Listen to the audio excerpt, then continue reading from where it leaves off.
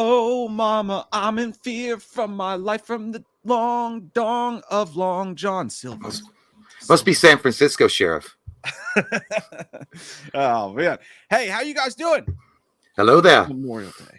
Memorial Day live stream. Yeah, first off, cheers to men and women, past and present, veterans. Thank you for your service. And thank you guys also for hanging out with us on a Memorial Day. You guys could be doing anything else that was productive. Read a book, go outside, but you want to watch two dumb shits on the YouTube. That's always fun, though. We appreciate that. It reminds me of the end of Cable Guy when he jumps. He's like, someone's got to kill the babysitter. And he jumps on the thing and the power goes out. And Kyle Gass is like, he picks up a Bible. And he's like, oh. I was telling Mike before the stream started, if you guys hadn't checked out that beta, they're playtesting the new Texas Chainsaw Massacre from Gun Media. Massacre. That's what they say in New York. But it looks really good. I mean, there's obviously some technical shits going on with it. They're gonna fix and polish up, but they're gonna supposedly add 2 more killers. Right now, you can play as Leatherface, Hitchhiker, and Cook, and then it's great. You can play on a team as the killers, or you can be a survivor. And there's like 4 survivors. They're gonna add 2 more killers when the game's released on the 28th of August on all platforms. They're gonna add and some more survivors and killers. And then they're going to have the cosmetics, the skill trees, all that shit's going to open up. But it's going to, the main thing is you got to use comms. Like nobody's talking on that game. Like if you don't communicate with each other where the fuck the victims are, you're never going to kill them. I mean, sometimes you will, but I saw. So I follow Fear the Gun, Gun Media. I follow, Matt and those dudes over there, but like on Twitter, and they were texting. They were like, guys, you got to turn on the generator. The generator is so important. Apparently, I haven't watched any of it, but I knew you did, so I was actually looking forward to see what you thought about it. Is it how close to Friday the 13th is it? I mean, it's the same. I think it's better. I think that they took what they learned from Friday the 13th and implemented it a lot better. There's the same mechanics are there. Essentially, as a survivor, your job is to root around. You got to find like lock picking tools to open up the doors. Like that, you're trapped in the house. Obviously, the Texas Chainsaw Massacre house. You're trying to lockpick the doors to get out of the house, and then you got to shut down the generators, and then you can leave the property. There's a few ways to escape. As a killer, your job is literally to kill everyone before they get out.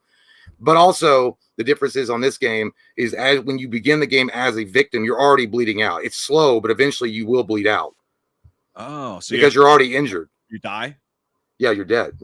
That's because they did that as a way to make sure that somebody just didn't play peekaboo the wiener throughout the entire game and make the game last 55 years. Like, you imagine if there's one survivor left and all they do is hide around and the game goes on forever. There are problems with it, though. Like, there's some, like I said, there's some graphical glitches they're going to fix 100% because this was just the beta. And then there's infinite loops. It is way more difficult to play as a killer than it is a survivor. If you get in there with a survivor and they're a team and they're communicating and they know essentially what they're doing, the killers are usually fucked unless they're talking to each other and know the system.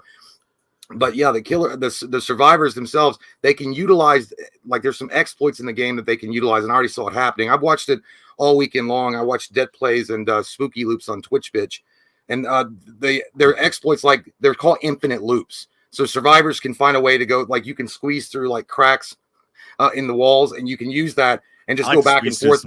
Well, because Leatherface can't squeeze through the crack. His wiener's too big, and Cook can't get through there because he's too old. The only one that can chase him through those little gaps in the walls is the Hitchhiker, but it takes forever to kill somebody with him. He's fast, but he's not powerful. But yeah, overall, dude, it looks like a solid fucking game. I'm gonna definitely buy it. Sounds like me in bed. Fast and not powerful. Yeah, you know? It's going to be good. So if you guys were a fan of Friday the 13th, you're going to get everything you liked about Friday the 13th, but just with the Texas Chainsaw Massacre skin. And the good news is there's no legal shit going on, so they'll continue supporting the game. That's unfortunately why they had to pull out of the Friday the 13th game. Yeah, not their fault, by the way. Not their fault at all. A bunch of people blame them for that. And that's what I was going to say, man. Like, I don't game at all, but like I was interested in that game because I respect those dudes. They seem like that's that company. The way they do things just seems really cool. I was going to say I don't game, but I would be down for it if you wanted to, maybe a Patreon stream or something the first time to iron out the kinks. If you wanted to come over, maybe we could figure out how to live stream some. That'd be fun. Maybe play with some Patreon members or something, try it out and see. Yeah, so I think that would be a good time. Does it seem hard? Does it seem like it would be hard? Like someone like me going in, would I have a hard time playing it? You think? I mean, I know you haven't played it, but like you. I mean, not really. I mean, there might be a few like. No, I don't think. I think you pick up on it after one game or maybe 2 games. Like Okay, it's literally just a button to kill. Like you probably want to start out as a killer first just to get a feel for it, and then be a survivor, which is a little bit more technical. The game is definitely more of a setup situation. You got to set it up to get out as a survivor or to make the kill happen, rather than in Friday the 13th where it's just kind of straightforward. But the other thing is, the people. I saw some people bitching about the maps. But I was like, guys, it's a beta. They're not going to release every fucking map. They released 2 maps. They're going to add more maps when the game's released. Right now, you could play in the Texas Chainsaw Massacre house and the property around it, and then they released the slaughterhouse thing. And I'm sure there's going to be like the gas station one, and then I think another killer. And again, this is rumored. They are adding 2 more killers, but I think I didn't see Chop Top at all, so that's probably another killer they're going to add. Yeah, well, that's what I was thinking too. That's the difference between this one, right? It's not just Jason. You can play as the family member. So I think that's the coolest fucking thing. Somebody had suggested that they hope that Gun Media does a Saw game where you get to play as maybe Pigface, and then as a survivor or a couple survivors, you gotta navigate through traps and shit, and to get out. I would like to see them totally switch it up and do a damn like fucking first person thing, because that's what is that third person? Like you're playing like those games are first persons when you're like seeing. Well, it's not gonna. There's no way it's gonna uproot. Like everybody's like, oh, is this a DBD killer? It's not. Dead by Daylight's gonna. You're talking about like fucking 30 killers you can choose from in over 20 maps. This is not gonna kill Dead by Daylight. And I couldn't figure out fucking Dead by Daylight, so I'm like, I don't know. I remember the third person perspective might help you better because you can see more around you. Yeah. Well, when we were talking before the stream, I was talking about that. It's like we actually got a key to play a Friday 13th during their beta. I couldn't even figure out how to use it. I was like, oh, I have to do it on the computer. I thought you were gonna like mail me a Netflix copy of the game. I could pop it in my Xbox. Shit. Bitch, I'm using Commodore 64. What the fuck is Windows? We talked to the Slash and Cast guys about that before. They're like, man, we will fucking help you. I'm like, will you just go over our house and do it for us? Because we're too stupid. Yeah, I was like, please, Daddy, can you set up our computer for us that Mom got us for Christmas? We just don't know. By the way, I was going to say, I didn't get to watch. I did see Slash and Gas, and they're probably still live streaming it. They were live streaming it on YouTube. I didn't get a chance to watch them because I was on Twitch. But yeah, if you want to check them out, they're doing it as well. It's fun. Dude, it actually is. And somebody did point this out in Dead Plays' chat. They were like, it's a really fun game, especially for people to watch. If you're like tuning in just to watch the gameplay, it's pretty fun. Well, there we fucking go. Fucking all right. We should do it. By the way, but Leatherface, there is no in the beta version. It doesn't matter. I'm telling you this. It ends at midnight tonight. You can't even get a key for it any longer. But there will be different looks for Leatherface. Like in this one, he's just wearing the original TCM thing. Can I tell you something? Yeah. I just want to say that I just want to put this out there. I think that you and I look fucking hot tonight. Thanks, man. I think it's just the glow of talking about this game and Gun Media. Yeah, I feel I'm looking at you, I'm looking at me, I'm feeling how I'm feeling, and I fucking think we look good. I think it's going to be a good stream. Oh, well, by the way, speaking of looking at stuff, are you ready for it? I know I'm just going to do this every time now because it makes me feel good inside, but bam. Feels good. You should have made it red, white, and blue for Memorial Day. I should have. I wish I could. They didn't. I don't think they give you an option, but maybe they do. I'll just have to figure it out one day. Just have America. Fuck yeah. Fuck yeah. So tonight we are doing, and we're gonna go to super chats here in a moment. Let me go back to my friggin' screen over here. Have you noticed we try not to curse these first few minutes? Every single stream we've been doing has been getting limited ads, and I'm like, damn you, Scuba Steve. I messed that up in 30 seconds. I forgot all about that. I thought we quit doing that because it wouldn't matter. We did, but it doesn't. But I don't know what the rules are. It's a fucking free for all, man. But who knows? Maybe this will be the night. I'm gonna show you guys this here, and it's not my wiener, but you wish it was, you dirty perverts. From the window to the wall. There we go. Tonight we are, and by the way, this was our friend Barb's idea. It was a great idea because I didn't realize that there were so many horror comedies. There's a metric butt fuck ton. So we're going to have to like go a little quick when we get into like placing them because there's a lot. But they're pretty easy. And I feel like we're going to fill up some of these spaces on here. Like All Timers going to fill up pretty quick because you got some bangers in here. We'll do one real quick. If you guys don't know how we do this, this is kind of the idea of it. I will close my eyes and I will pick at random. And the pick is Rocky Horror Picture Show, which is musical, horror, and comedy, because it is funny at times, right? Frankenfurter. Yeah, I mean, I think it is considered a horror comedy. I would put that as see. I know that people are obsessed with this. It's obviously got a cult following for a reason. Tim Curry is a legend among legends. The man has lightning for fingertips for just his genius of acting. I would give it man, I'd put it as an all-timer, but I would be fine with it being real awesome. I mean, because the thing is, I liked it a lot. I just never really gave. I didn't sign up for it. I'm just not a huge fan. I'm not a massive fan, but I give it props where props is due, and it definitely is a cult classic. 100%, and that's how it works, guys. It's going to go in either all-timer, they're going to go in real awesome, real awesome monsters, fuckable, or Sucks My Butt Steve. And Sucks My Butt Steve is meant for the trash of the trash. I'm with you. I am not a musical dude. Like, I do not do musicals. I don't like them for the most part. But we reviewed this a couple Halloweeners ago and had a good time with it, man. Like, it's not. I'm not a dude who would go to, like, they have those things at like Kentucky Theater where everybody dresses up. But I think it's really awesome. It's not a movie I pop on when I'm feeling a little sozzled and just hanging out by myself, but I respect it. For me, it's real awesome, but I think a lot of people are going to argue all-timer, to be honest. What'd you say?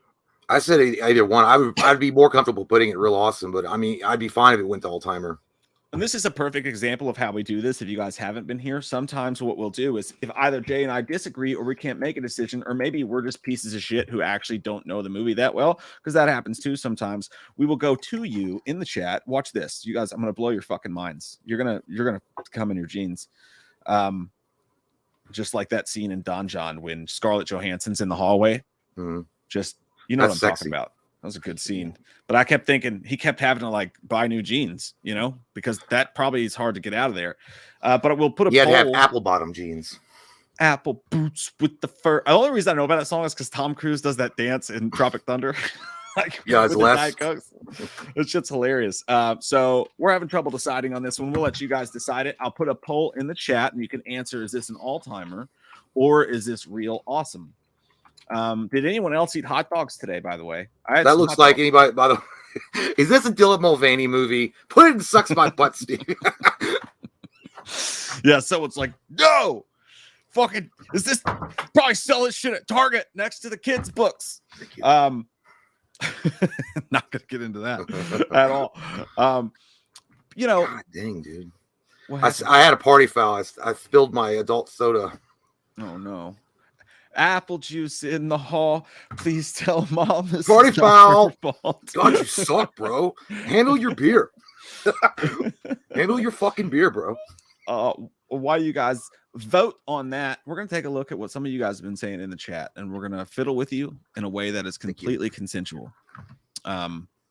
Fiddle with your diddles. And the first person who once touched is Jägerbomb, who said, wham, the movie idea. The boys get a chance to interview John Carpenter, but Jay is afraid to fly, so they have to drive across country. I mean, I would watch that movie for $2. It sounds like a Tubi original. Yeah, it does, dude. It actually, it kind of, it reminds me of Fanboys, except someone's not dying. It's just because I can't fucking fly. That's true, but you'll fly, right? You haven't flown since you were a child, right? Yeah, well, yeah, it makes. Yeah, I was 12 years old and I went to Vegas. I got married and divorced for some. It's just I had a whole life experience in Vegas at 12 years old. But yeah, that was. But no, I was the last time I was on an airplane was when I was 12. Did you guys drive to Maine for your honeymoon? Yeah, never mind. Yeah, I flew there. I forgot about that. I try to block out anything with my ex past life. That's fair. Marriage. It's just, I apologize. It's like when it's like remembering you had chlamydia or something. Like, I don't want to remember that terrible time in my life. But yeah, I did fly there. I didn't get scared. I think I was fine taking off. No, actually, that was the part where I was like taking off is the worst part. And then once you're up there, you're like, all right, I'm good now. See, I don't like any of that experience. I don't like taking off. I don't like floating in the fucking hemisphere. I don't like fucking landing. I hate it all. I have to get drunk and then I'm still not okay. I'm always thinking the pilot's going to come over the speaker and be like, "Fly, yes. Land, no." Like Indiana Jones. We landed in Vegas. That was fucking rough. They had to like wishbone the fucking plane, and I like soccer mom like 7 people, and they're like, "Calm down and get your hand off my tit." Derek, you dirty fucking banana. Says it's a holiday. Here's double time pay. Hey, all right. Thanks, always coming in through the clutch. Now that is a good partner right there to have. Holy shit. Fucking all right. Yeah, man. I'll tell you this. It is a holiday. You and I are fucking working on a holiday. Do you think about that? We are fucking hard workers. I use that term loosely. I will testify for you. Yeah, we are. Well, I think it's just because we don't have lives and our wives don't like us. So we just have to get on here where we can get a modicum of some attention from some fine folks like yourselves. It's just really a sad, pathetic life. We don't have any cookouts to go to or friends in real life to go and invite us to do things. So. Yeah, I went to dinner with some family members. Yeah, the in-laws yesterday. And we went to Wings and Rings. That's one more thing that I didn't do. But have you tried Wings and Rings? It's like a B-Dubs ripoff, but where B-Dubs kind of sucks now, it's kind of better. Oh, no, I never heard of it. Oh, well, it's all right. It's pretty good. And then like we had surprise babysitter, so we stopped by this bar in Harrodsburg. I don't know why, dude. We had a surprise baby too. I was like, what happened? When did that happen? Somebody left it on our doorstep. That's what's gonna happen to all of you tonight. You guys are gonna get surprise pregnant after Jay's done with his final movie selection. Final countdown. Jay has gotten many women digitally pregnant on this stream before. I don't know if you guys know that. I've seen it. It's not a mistake. He's a bad father, to be honest with you. He doesn't talk to his kids. I ain't know the bitch. I ain't gonna give her nothing. But yeah, it's cool though. I'm glad. It was really I'm really happy to be here on Memorial Day, and so many of you turned out. That's cool. This is our fucking cookout, Jay. I thought we'd have like eat some wieners. I thought we'd have like 5 to 25 people watching tonight because most of you sorry fucks would be like hungover and like recovering from the weekend. Yeah, which is usually what Memorial Day is for, is a recovery day. That's true. But I'm so happy that you guys decided to buck the trend and just get drunk again. Yeah, so, that's what we're doing. That's what we're fucking doing. Tomorrow's my off day, though. You and I are shooting on Wednesday. And yeah, you gotta take some breaks. You gotta have a day in betwixt, you know. Yeah. And we didn't expect to have, to go out and be fucking perverts last night, and we did. Dude, I'm telling you, went to some place. It was like a shack. It was like a shack, and you go inside. It was actually decent inside, and they just make their own beer and shit. No, the fucking bartender was drunk. The women there were drunk. Some girl was talking to a group of girls, and she was like, "I'm not supposed to say this legally, but seriously, if they question it, you guys, I'm gonna subpoena you, and you're gonna come to my trial, and you're gonna fucking be there." And I went up to order a beer, and the dude just stood at me, and he was leaned on his stool like this, fucking swaying because he was so drunk, you know. Yeah. And he was like, "Oh, hi, would you like a beverage?" Was fucking Sam Elliott at the door with his long ass hair watching over the crowd? It's like John Taffer would be fucking pissed at this bar, man. Noob Master 5,000. Oh no, right. Noob Master. Hey guys, love your work. I'd like to know if you could only have a horror movie directed by John Carpenter or Wes Craven, which would you choose? Ooh, that's a good question. Only have a horror movie directed. Well, I think we've had this to talk of before. I think Wes Craven is, he's great. He's more of a cerebral type of guy when he writes the horror movies. It's always more of like a psychological thriller. If you watch a lot of his flicks, even the Nightmare on Elm Street things, there's a cerebral type of horror to it. John Carpenter's more of like a dirty, like get in your face. I don't care if you're married or not. We're going to go and fuck in the basement kind of guy. And I respect it for that. And I kind of like that down and dirty, rough and tumble type of attitude that he takes with you look at stuff like Escape from New York, vampires, even Halloween to an extent. It's all in your face kind of shit. Halloween's a little bit more of a stretch. It's a thriller, but I just feel like John Carpenter's like, he's just got that dusty cowboy fucking type of sway about him when he makes horror movies, which I like. I like that. John Carpenter, the dusty cowboy. An old dusty butt.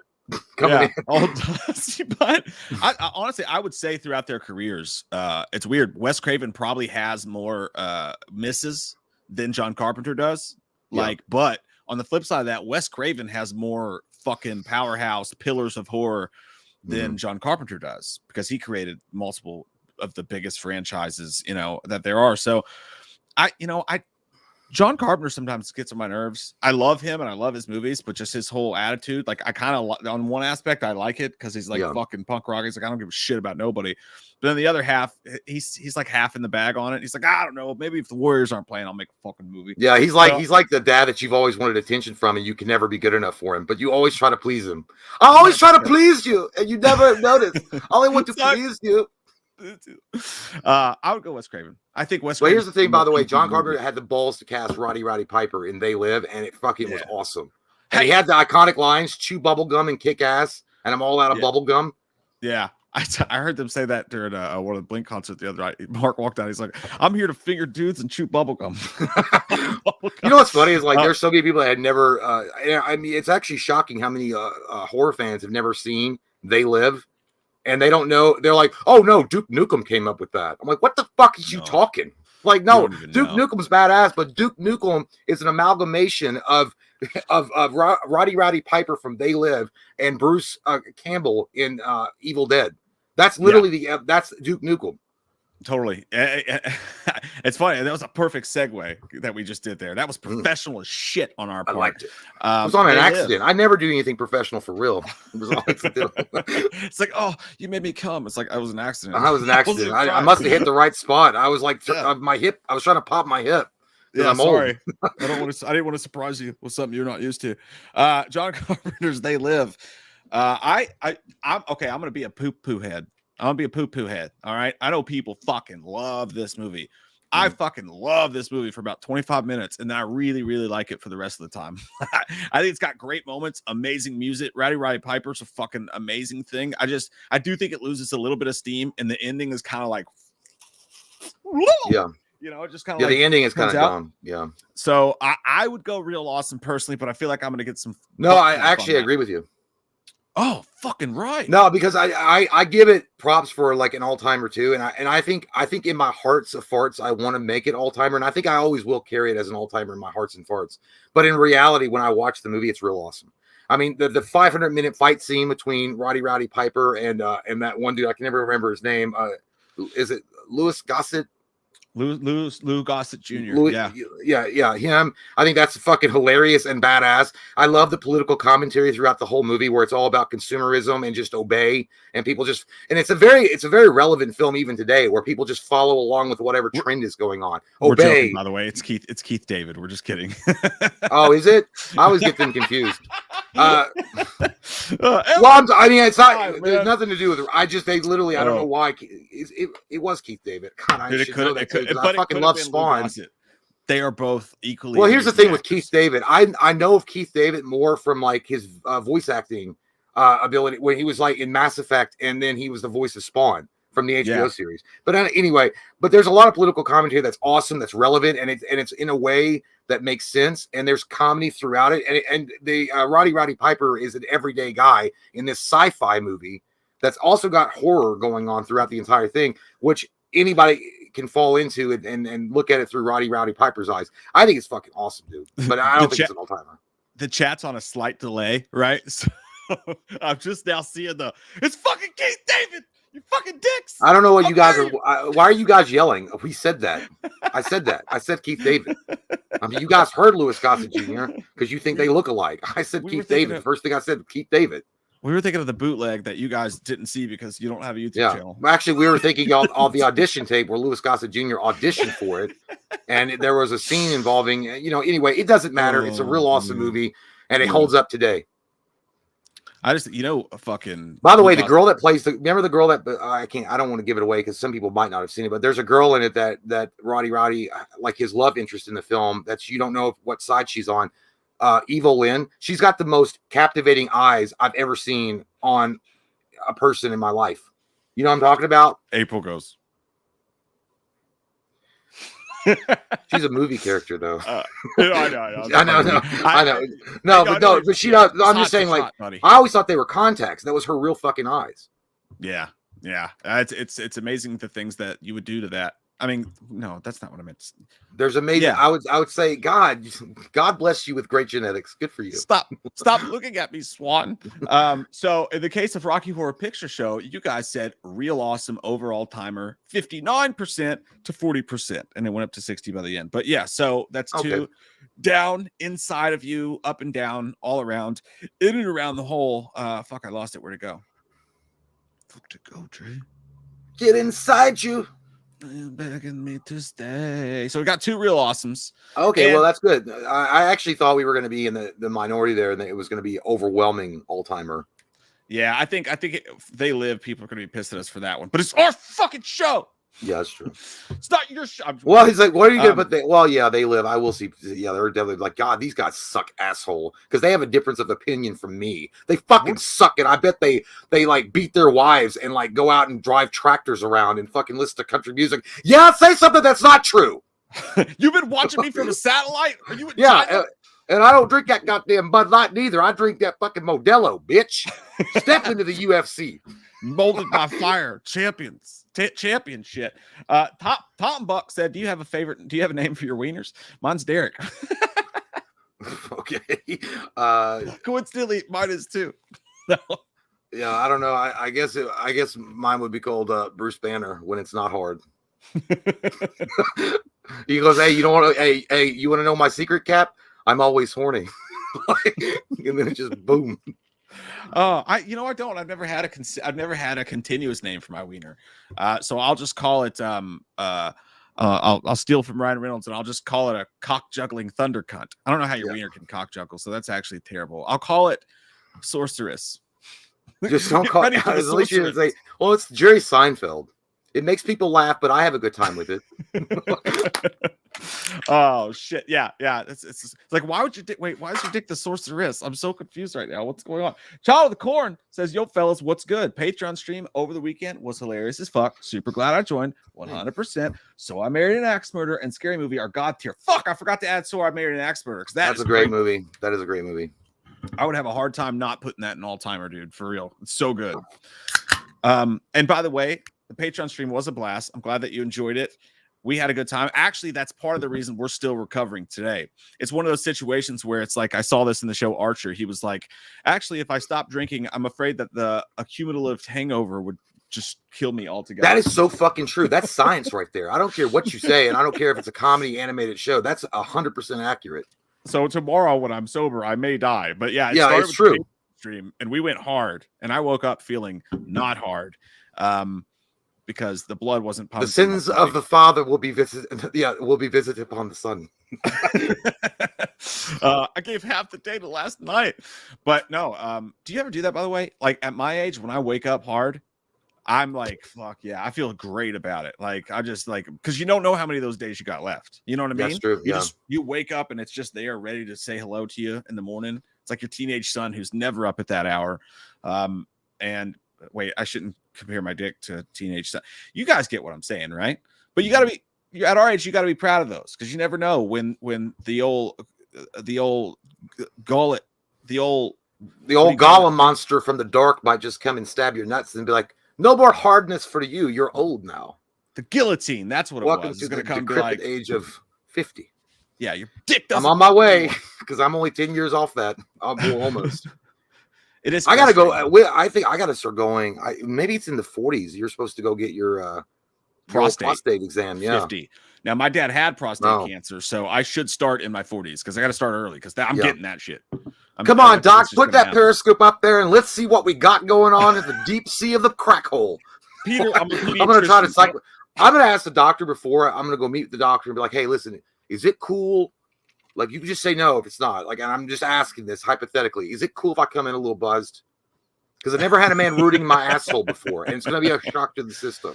And if he's yeah, sure, it's not really going to affect this. I'm just going to poke your prostate. It's like, I don't like the way you said it, but I'm going to come in. Okay, I'll have a couple of beers, and then it's like, I guess it's like the same thing as like somebody that goes and gets a tattoo for the first time. Like, I'm going to just get drunk a little bit. That's what I was going to say. You're not supposed to drink before tattoos, but I drink before every fucking tattoo. And they're like, God damn. It's like, we're going to need more wax. There's like, we got a fucking bleeder here, man. And I'm like, I don't know what's going on. I haven't had any alcohol. When did you start? Oh, you're almost done. Oh, fuck shit. It's Creep Show. How about Creep Show? This is a great one. It is a fucking awesome movie. Anthology, old school. Man, I'd say real awesome. That's where I'm going to put it too. I can't put it on an all timer. I love it though. I think it's a great combo of amazing, talented directors and creative forces coming together and making a great stories. But yeah, it's a real awesome movie for me. It's not an all timer. Yeah, I'm in total agreement, dude. This is where it gets tough, guys. This is where it gets the rubber meets your butt. I'm putting this in real awesome. That's 3 straight real awesomes. But here's where it gets hard. At the end of the stream, when a section's filled up, you're not allowed to just go. We're gonna have to move shit around. So They Live could very easily become an all-timer. It's like trying to hide your taxes. You got to move things around before the audit comes. Yeah, I'm gonna move things around. This is real. Like you got to move things around. I got to shuffle. Yeah, I got to do a little bit of shuffling. So I think that's fair. I think we did a good job. Oh, here's a toughie because like in my it's hard. I feel like I immediately go to fuckable. I like the movie. I just never. Yeah, I thought it was good, and I like the idea behind it, and I think it was original in its own way. But there are parts of it that, for me personally, I think it slows down, and I kind of get bored. Okay, I like the movie. Okay. Don't get me wrong; it's a good movie, and that's why I put it at the fuckable sensations. But I don't want to put it in the real awesome. We don't. It's a very okay. Listen, there's only a few people that we're letting into the club tonight. Okay, and real awesome is getting real full real quick, so we got to be careful because I don't want to have to do that fucking hopscotch shit. My personal opinion on this. Now I know people are definitely going to disagree with me on this one. Is I would actually, it's just on if it was on my list and nobody was watching and I'm playing with my dinghy, I would put it in all timer. Like that's just how I like. I fucking love it so deeply. Going for the start. I found it. It ends with the fucking psycho killer. Yeah, Mike's more confident in this than the rocket that Elon launched. Holy shit. I'm Skippy. So we'll put this to a vote for you guys. I put all-timer, real awesome, and fuckable on the vote list. So we're both going to be wrong. It's going to end up in real awesome, I feel like. But we'll see what happens. It might, yeah. Just like, okay, fuck. There's so many. That's why I'm going through them quickly. But Zombieland. Shit, man. Yeah, fuck, dude. You know, it's really hard. Like, there's a thing about all-timer. Like all-timer, it just feels like we're legends roam. Like, where you are going to, like, have, like, goddamn beer with Zeus and Odin. Like, there are certain movies that are allowed to be up there. And then there's everyone else. And you might just be everyone else. And I'm sorry. But Zombieland's got some good fucking badassness to it that I've never seen before. It's got, like, the video game type of element over it with the VO. With Jesse Eisenberg talking about how you're supposed to be able to the narration. It feels like a video game, but it feels like it's got great action sequences and performances by Woody Harrelson, Emma Stone, as well as fucking Bill Murray, who's got a great cameo in it with the Ghostbusters thing. And it kind of feels, huh? Was he both of them? No, he's in. I think he was just in the first one because he gets killed. I thought that was the second one. No, he runs around. Yeah, it's the first one because Woody Harrelson thinks that Bill Murray's the greatest actor of all time. They go to his mansion and then he's acting like a zombie. And then they watch scene. I thought. Yeah, that was the first one, the very first one. Fuck me. Okay. But yeah, so dude, just for the sheer fact, I'd never seen an approach to a zombie movie like this before, except for Shaun of the Dead. And this one went like Scott Pilgrim versus the World mixed with Zombieland or zombies and stuff. I got to put it, man. I got to put it in all timer.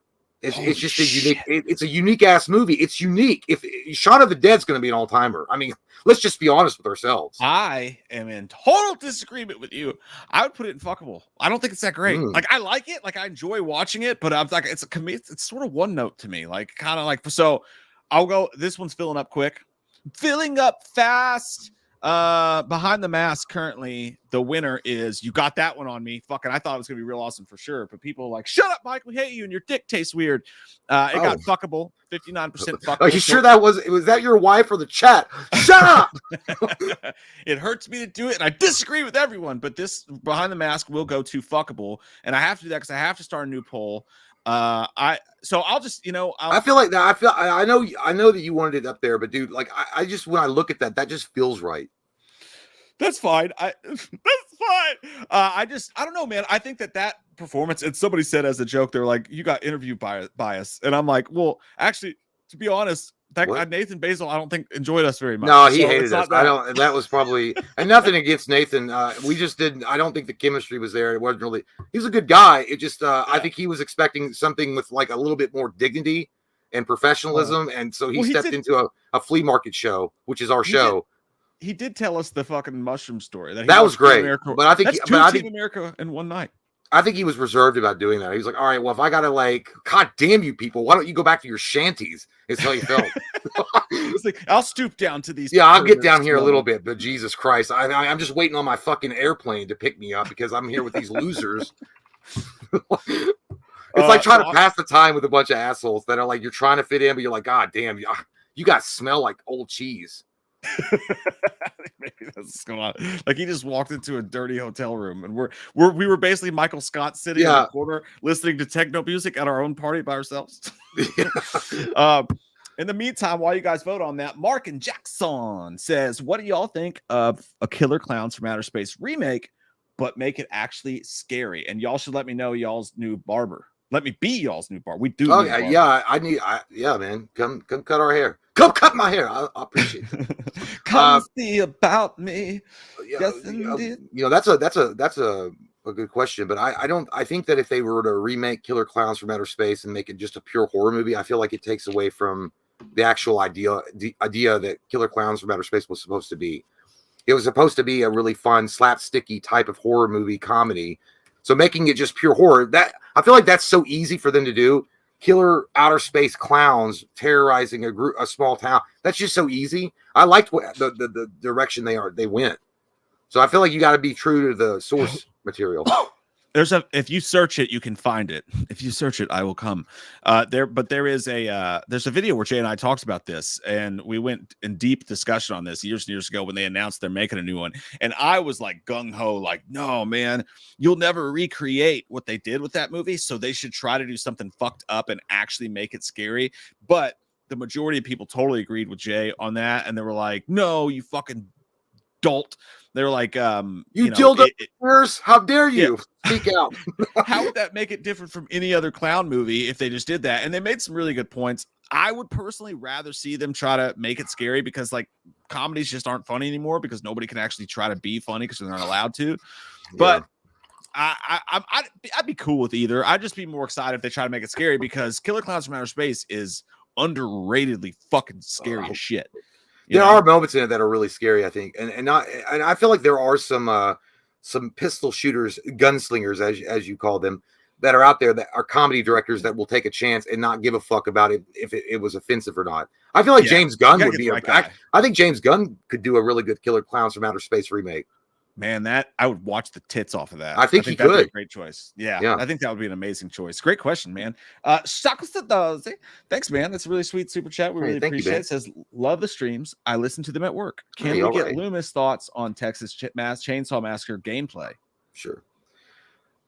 So the basic idea is in the video game, you take control of this slow on the spectrum asshole that wears people's faces on his face because he's ugly and hideous and he looks like the Elephant Man without it. He's got a hook lip. Goddamn boy needs to have been put down. His mother should have swallowed him. Anyhow, he runs around the house with a big old chainsaw that he probably stole from Lowe's and tries to kill and hunt down the victims.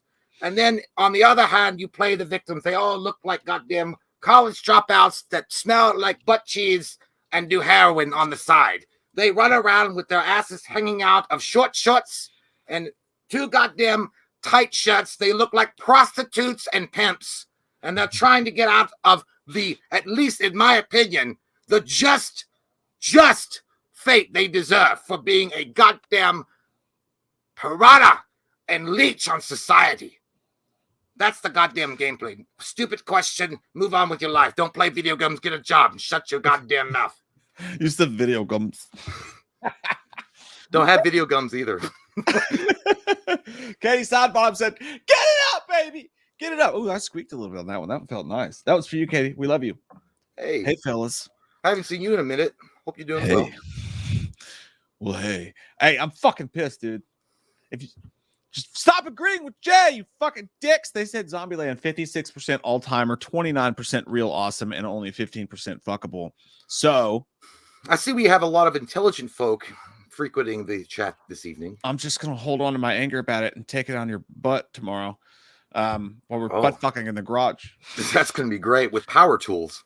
What will we do? Put my finger in your mouth. Remember where they fucking voted for? You never had your shit pushed in?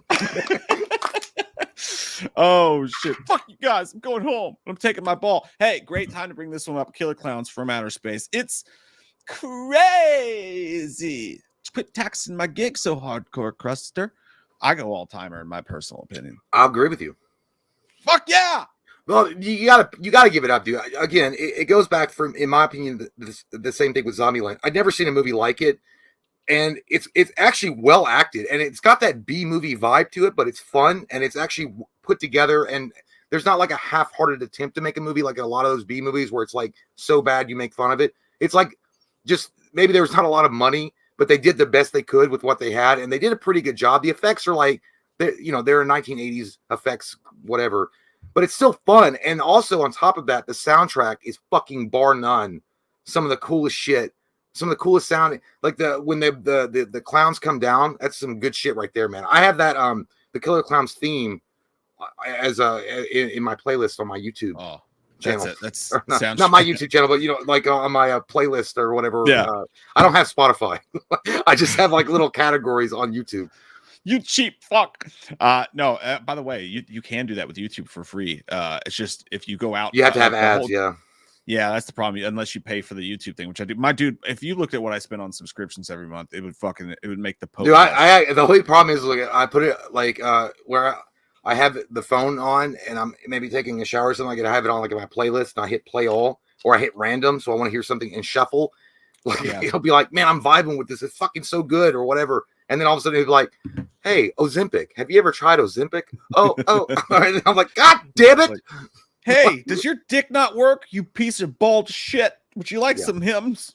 But Killer Clowns from Outer Space, dude, without a doubt, I love the movie. I think it's hilarious. I think they've got a great protagonist, and the antagonist, the clowns themselves, they're creepy, they're weird. The fact that they wrap people in cotton candy and suck their blood out. I mean, we're not making a movie about Michael Jackson. We're making a movie about clowns, and it was impressive for the time. And you are right. There are moments in that movie that are freaky. Like as a kid, when you watch this, it's freaky. There's some freaky shit in that. I think it spans the whole spectrum, man. Like for instance, like my 6-year-old like loves this movie. Like she'll watch it, doesn't scare, doesn't freak her out or whatever. But like when I was a kid, I remember watching it, enjoying the shit out of it. It makes you want cotton candy. It really does. Like even though there's fucking human beings inside of that cotton candy, it makes you like feel like you're at a festive event. It's funny. Yeah. The only thing I don't like about it is at the end when that dude is totally just letting his girlfriend get railed by Mike tonight. You know what I mean? Like they're definitely having a threesome after that. It's like weird how they're all like hugging and kissing and shit. But it's got it all. Like people could talk about gateway horror. I think this is like maybe the greatest gateway horror film of all time. Yeah, I would agree. Well, it also gave it opened the door for movies like Mars Attack and things like that. Yeah. Like it's got the same kind of vibe to it. And I'm also glad that the two geeks that remind myself of Mike and I got laid by. I mean, yeah, sure, they're fucking aliens and they wear clown makeup, but whatever. How many times have you been drunk at 3 a.m. in a karaoke bar? You've hooked up with a beast. That was the same thing. It happens. You need love. You need love. Yeah. Oh yeah. Oh, we've hooked up with a couple clowns in our day. No doubt about it. No doubt about it. But they were gentlemen. Anyways, they were. And they drove an ice cream truck, for God's sake. No, I meant the people we hooked up with were gentlemen. Oh, yeah. They were gentlemen. Yeah, they were very nice. They smelled of jupe cologne. They bought us Snickers. Tusk. I fucking adore this movie. At that point, though, I would still call it real awesome. I think the first half of it shows off, again, he does it all the time, Justin Long's charisma and wit. And I think it's one of Kevin Smith's most underrated movies. And fucking Michael Parks puts a goddamn Oscars-worthy performance in this. Mm-hmm. And it gets a little bit lost in the last act when Johnny Depp comes in. That shit was pointless as fuck. And it's the typical Kevin Smith thing. Like, why did you throw a fucking Hot Pocket in the middle of a delicious steak dinner? But I fucking love this movie, so I would say real awesome.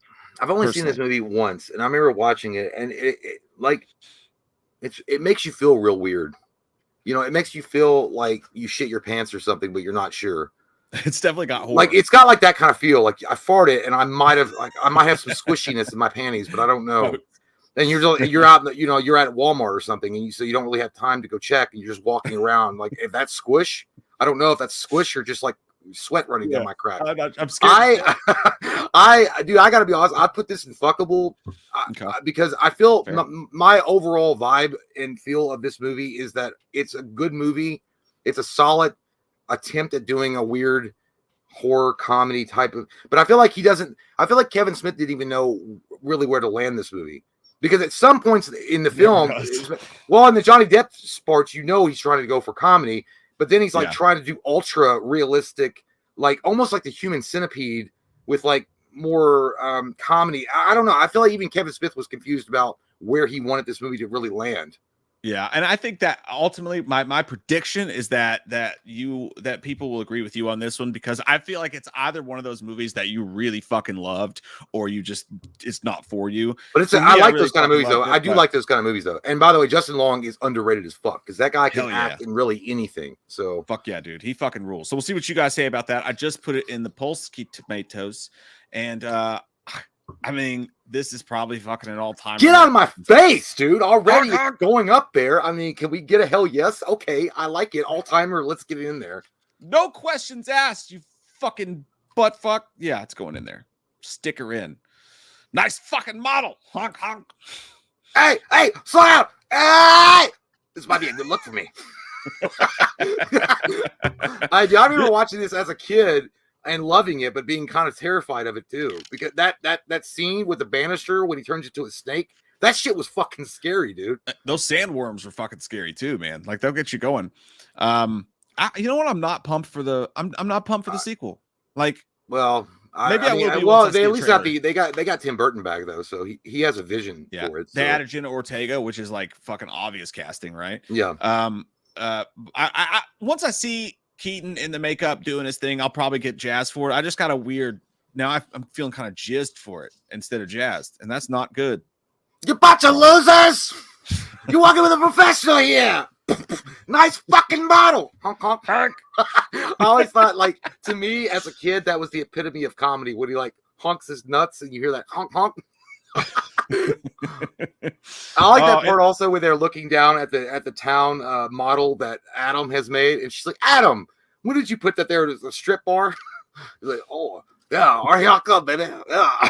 Dude, how fucking handsome was goddamn Alec Baldwin in that movie? Fucking like incredible. I know people have but he was handsome in that movie. Anyways, in the case of Tusk, Jay, you were on fire tonight. Jay's vibing with the crowd while I'm in the back jerking off and watching. In the case of Tusk, it's 82% fuckable in their opinion. I'm not surprised. I'm just disappointed. And it's not. It sucks my butt. I actually there are some people that hate that movie. No, some people would definitely. Yeah, I think put it in sucks my butt. Steve, no doubt about it. Steve is fucking alone tonight. That's what, like. This is a great list because Steve's ass is only beginning to warm up. It's ready. You just wait. Steve. It's coming. There's things coming for that ass. I promise. Goddamn right. Michael Parton. Thanks, buddy. Says I'm a musical theater major who studied acting, singing, and dancing. So feel free to ask me anything when it comes to talking about musicals. That's fair because as far as musical goes, I did enjoy West Side Story. I mean, even though I would never watch it again, I did actually enjoy that when the teacher put it on in high school. I didn't even mind West Side Story. The only musicals that I enjoyed at all that I've watched more than once was Grease 1 and 2. I thought Grease 1 and 2 were really well put together musicals, and John Travolta actually doing those songs were actually incredible. Because I didn't like Summer Lovin', and then he gets that high up. I'm like, John Travolta pulled every fucking nutsack muscle that day to get that high. That's why I became a Scientologist. He lost his nuts. He went nuts. Yeah, he went nuts. I'm not a musical dude, Michael. Like I'll tell you what, the one musical that I really do adore, and my wife and kids were watching, I was like, I don't watch fucking musicals. I'm a dad. I'm a man. I'm 40. But they were watching it, and I sat down and watched like 5 minutes of The Greatest Showman and Hugh Jackman. I sat down and I was like, I still haven't seen it. I know everybody talks about it, but you love it, dude. I know. Made me cry like multiple times. Well, the thing about it is I got hooked. I feel like there are certain musicals that work really well in the context, and then there are certain musicals I feel like in the context have a hard time using the music as a way of delivering that story.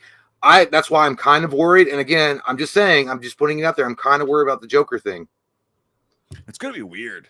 I'm not saying it won't be awesome. I mean, you could like the context of that, the idea that I can see the musical side of it, but I feel like Joker is such a heavy, like there's a heavy story there. I feel like doing the musical side of it maybe ruins it. I don't know, but we'll see. Yeah. No, that's definitely true, man. Like the possibility that it blows ass meter. Yeah, there's a high one. Is harder than me at a fucking Ryan Reynolds drag show. Like Yeah, I was gonna say it's higher than Willie Nelson's concerts that he puts on, but yeah, like it's up there. Yeah, 100%. There's another musical I do love though, and I can't fucking think of it right now. I hated Take Me Home Tonight. I think Take Me Home Tonight sucked asshole. Was that a musical? No, it wasn't. It was the Tom Cruise one. Where he was a rock star. Rock of Ages. Yeah, I hated that one. I felt like that was shit put together. It didn't even feel. I don't know. I hated that one. Spirited. Speaking of, that's why I thought of Ryan Reynolds in that terrible joke. Spirited with him and Will Ferrell. That was a pretty good musical. That was fun. But anyways, enough about our dicks, which we weren't talking about. How about old Carpenter in the Woods here? Oh, yeah, I like this. I like it. I got to go ahead and I'm gonna boomerang it down to Real Awesome. I'm gonna throw it back to you with the boomerang because I gotta put it in the Real Awesome. I'm gonna catch that boomerang. I'm gonna wipe it through my sweaty butt crack. I'm gonna throw it back to you. And unfortunately, it's gonna be caught. I got gloves on. A lady at the park, and she's gonna go. Oh shit! Hey, I got your. Smelled it. Oh, and then she's gonna get pregnant. This boy's suffering from diseases. Yeah, Real Awesome for me. I think it definitely deserves that spot. An original, strange, weird little fucking movie that surprised you, shocked you, and honestly, it feels like a movie that should have been made in the 80s, but we got it. It does, yeah, it does. It has that whole setup. And the fact that I remember when we went to the movie theater and saw this, they fooled everybody, dude. This is how you market the film. And they marketed it so well that there was nobody, I swear to God, nobody saw it coming. When you sat down, you just thought you were going to watch some evil, demonic monsters out in the woods and the cabin and the asshole jocks. And then all of a sudden it's like dude, it was brilliant. And Sigourney Weaver comes in and it's cool. Dude, it's fucking dude. It's great. I think it's going to get higher up on the list as time goes by, just because of how Weaver. That's why. In Cabin in the Woods, wasn't she in the end? Is Sigourney Weaver in Cabin in the Woods? Yeah, she was the overlord boss of the whole facility. She shows up at the end. I need to rewatch that. That's just a good excuse to. I had no idea. Yeah, dude. And by the way, Joss Whedon was so busy making this film because he had taken time off of yelling at pregnant women that he actually did a good job. So it was a good movie, man. I mean, Cabin in the Woods is like shockingly good. Yeah, I love it. We had a good time watching that one, dude. Speaking of things that I love, other than just big meaty wieners, is The Return of the Living Dead, dude. Mike's starting Pride Month early. Oh shit. The Return of the Living Dead is it's a punk rock fucking horror movie. It checks all the boxes. My favorite zombie movie of all time. It's an all-timer for me. And by the way, I'm very embarrassed because my entire life. You must walk your own path, young Padawan.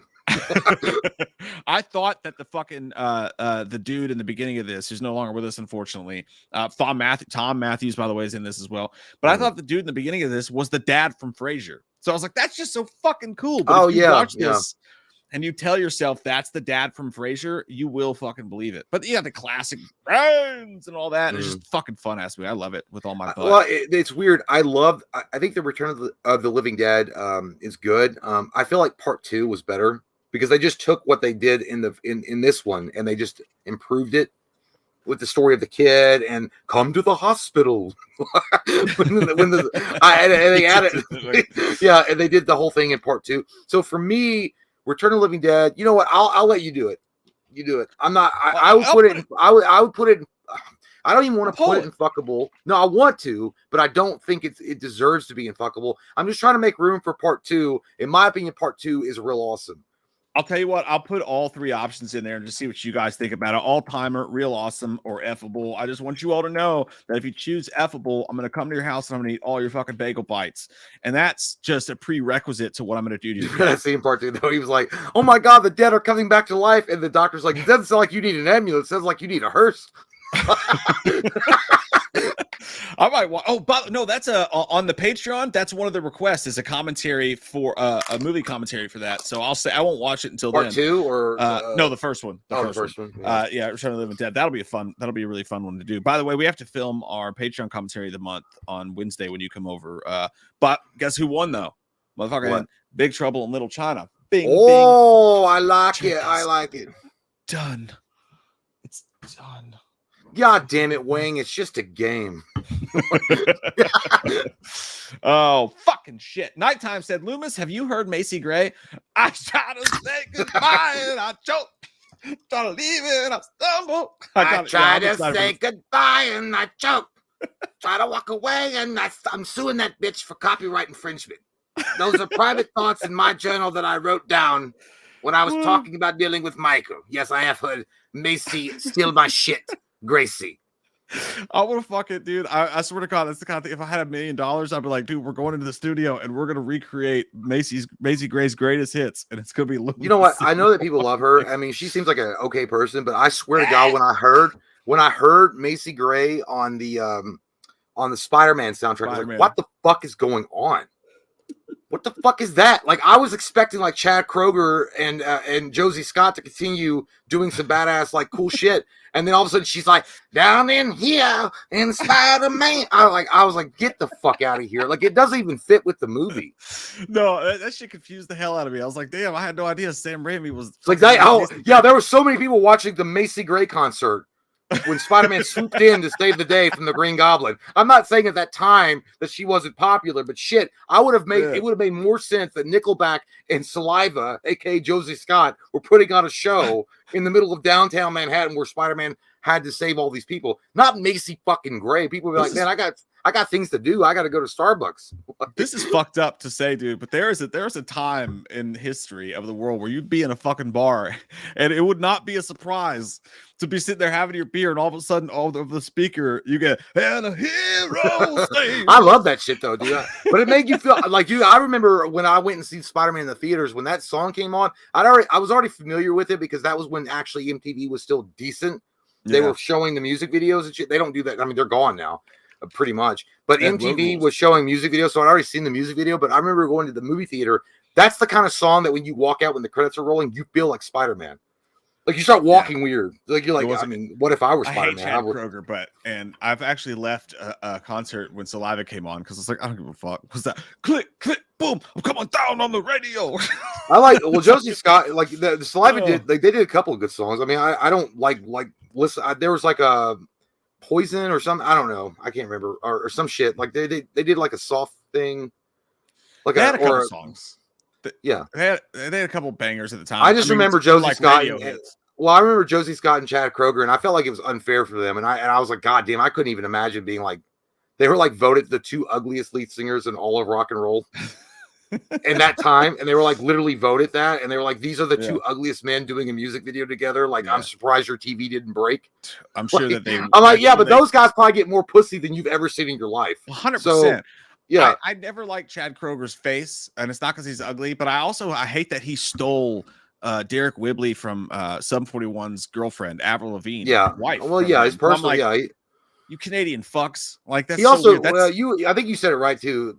As he got older, he kept on doing like montages for like being drunk and going to strip clubs, like acting like you're 25 years old. And you're like, dude, your music needs to like age a little bit along with your fucking body, because at some point you got to stop writing songs and like I'm still 25 years old, or you're just sad. Well, the thing is, they didn't even do that before. So like you only went out with them for 2 weeks. But like the first like 2 Nickelback albums were pretty fucking good, man. I loved it. Like, Silver Side Up, that was a good one. Yeah, and Long Road or whatever the fuck was good. Yeah, that was a good one too. Yeah. And then after that, they just started doing like club rock and shit. And I was like, this is fucking ass. But well, anyway, it was also really bad timing because he did the song about the stripper thing, and he got into a fight at a strip bar. Your fucking girl's a stripper. They're supposed to touch her.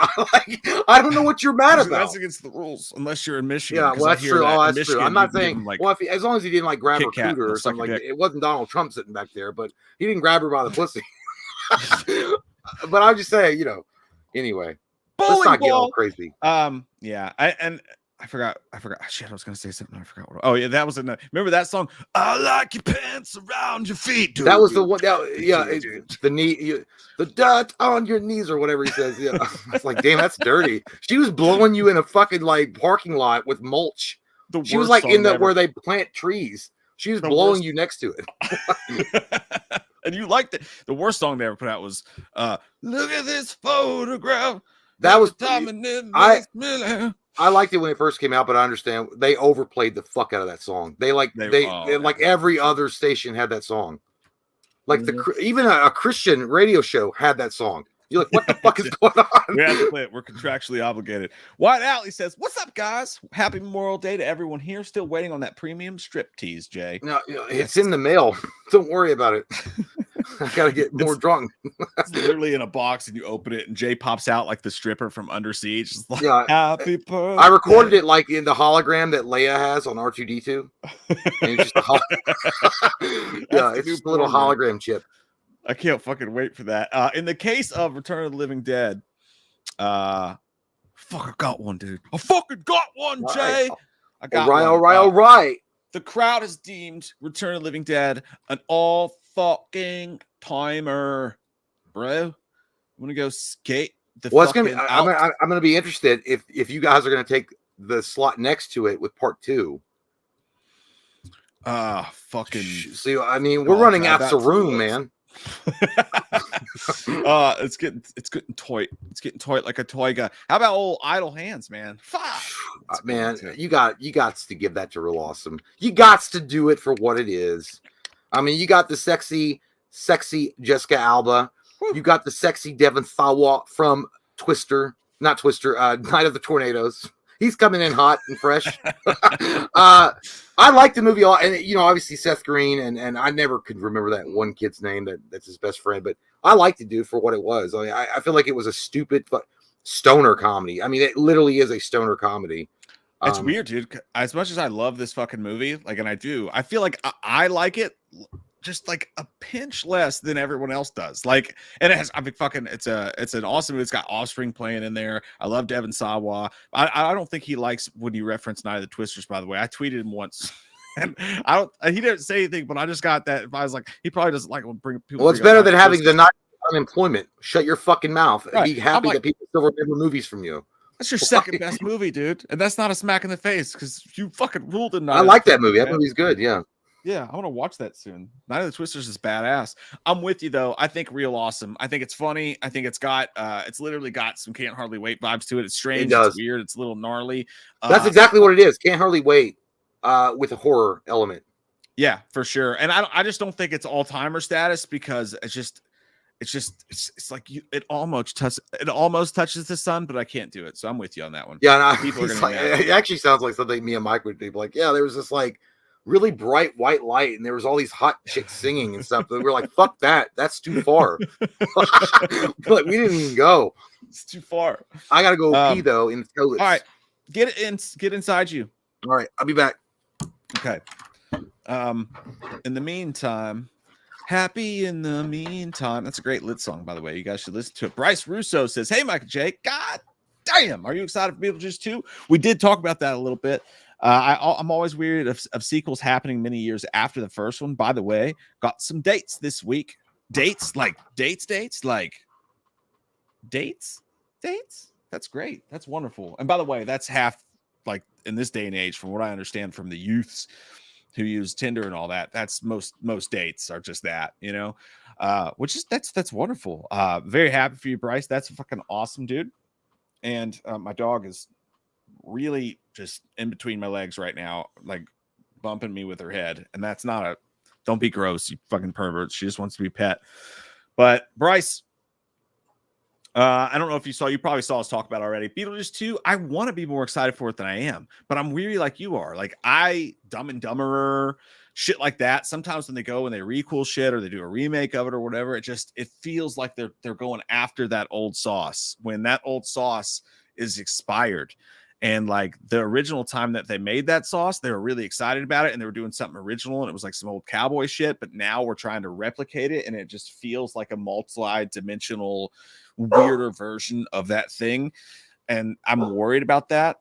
Just like I'm kind of worried about seeing Michael Keaton as Batman again. As excited as I am for it, it's just going to feel strange. Like they know that they're doing this to please you. And it's like, but before it was like, fucking, I don't know. There's just something that gives me the willies about it as well. So I'm there with you as well. Hey, congratulations on the dates, man. Dates, plural. So be careful. Don't get them confused. You don't want water thrown in your face. But good luck to you, my friend. Hey, follow up in the next stream. Let us know how it goes. Please. Let us know how it goes. And we want details. I mean, all the details. Just make sure she's not a fan of the channel before you tell us. D. Mitch, thanks, buddy. Says, in honor of Memorial Day, Michael J., what's your favorite war movie? I will ask Shay this when he comes back. Mine is Black Hawk Down or Saving Private Ryan. Happy Memorial Day. Happy Memorial Day to you guys, man. Happy Memorial Day for sure. Favorite war movie of all time. That's tough. Black Hawk Down rules. Saving Private Ryan. I didn't get it when it came out. I went back and watched it, and I was like, oh, now I understand. But personally, my favorite war movie of all time is going to be betwixt two Mel Gibson classics.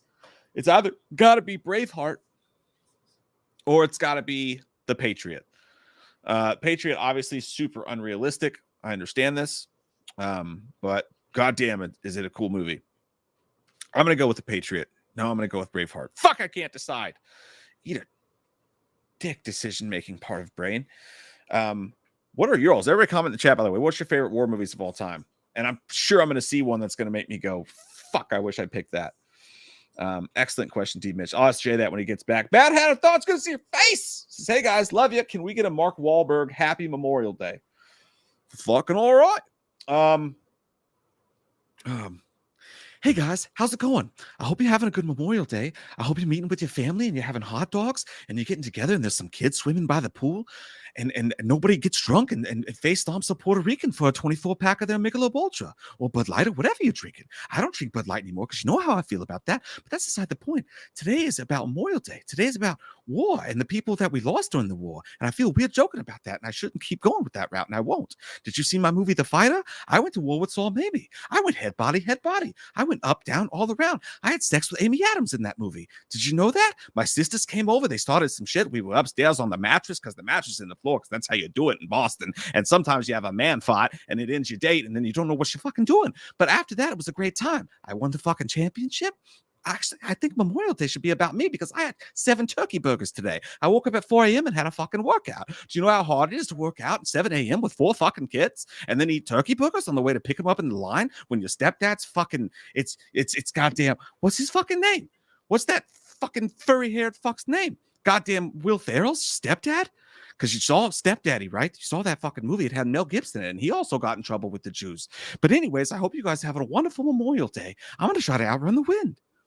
That went several different dark places that I didn't mean for it to go. I felt like I left my body and entered someone else's, and I'd like to apologize for it, but I hope you guys had Oh, yeah. Did you see my movie Patriots Day? It's about the Boston bomber. We stopped that son of a bitch.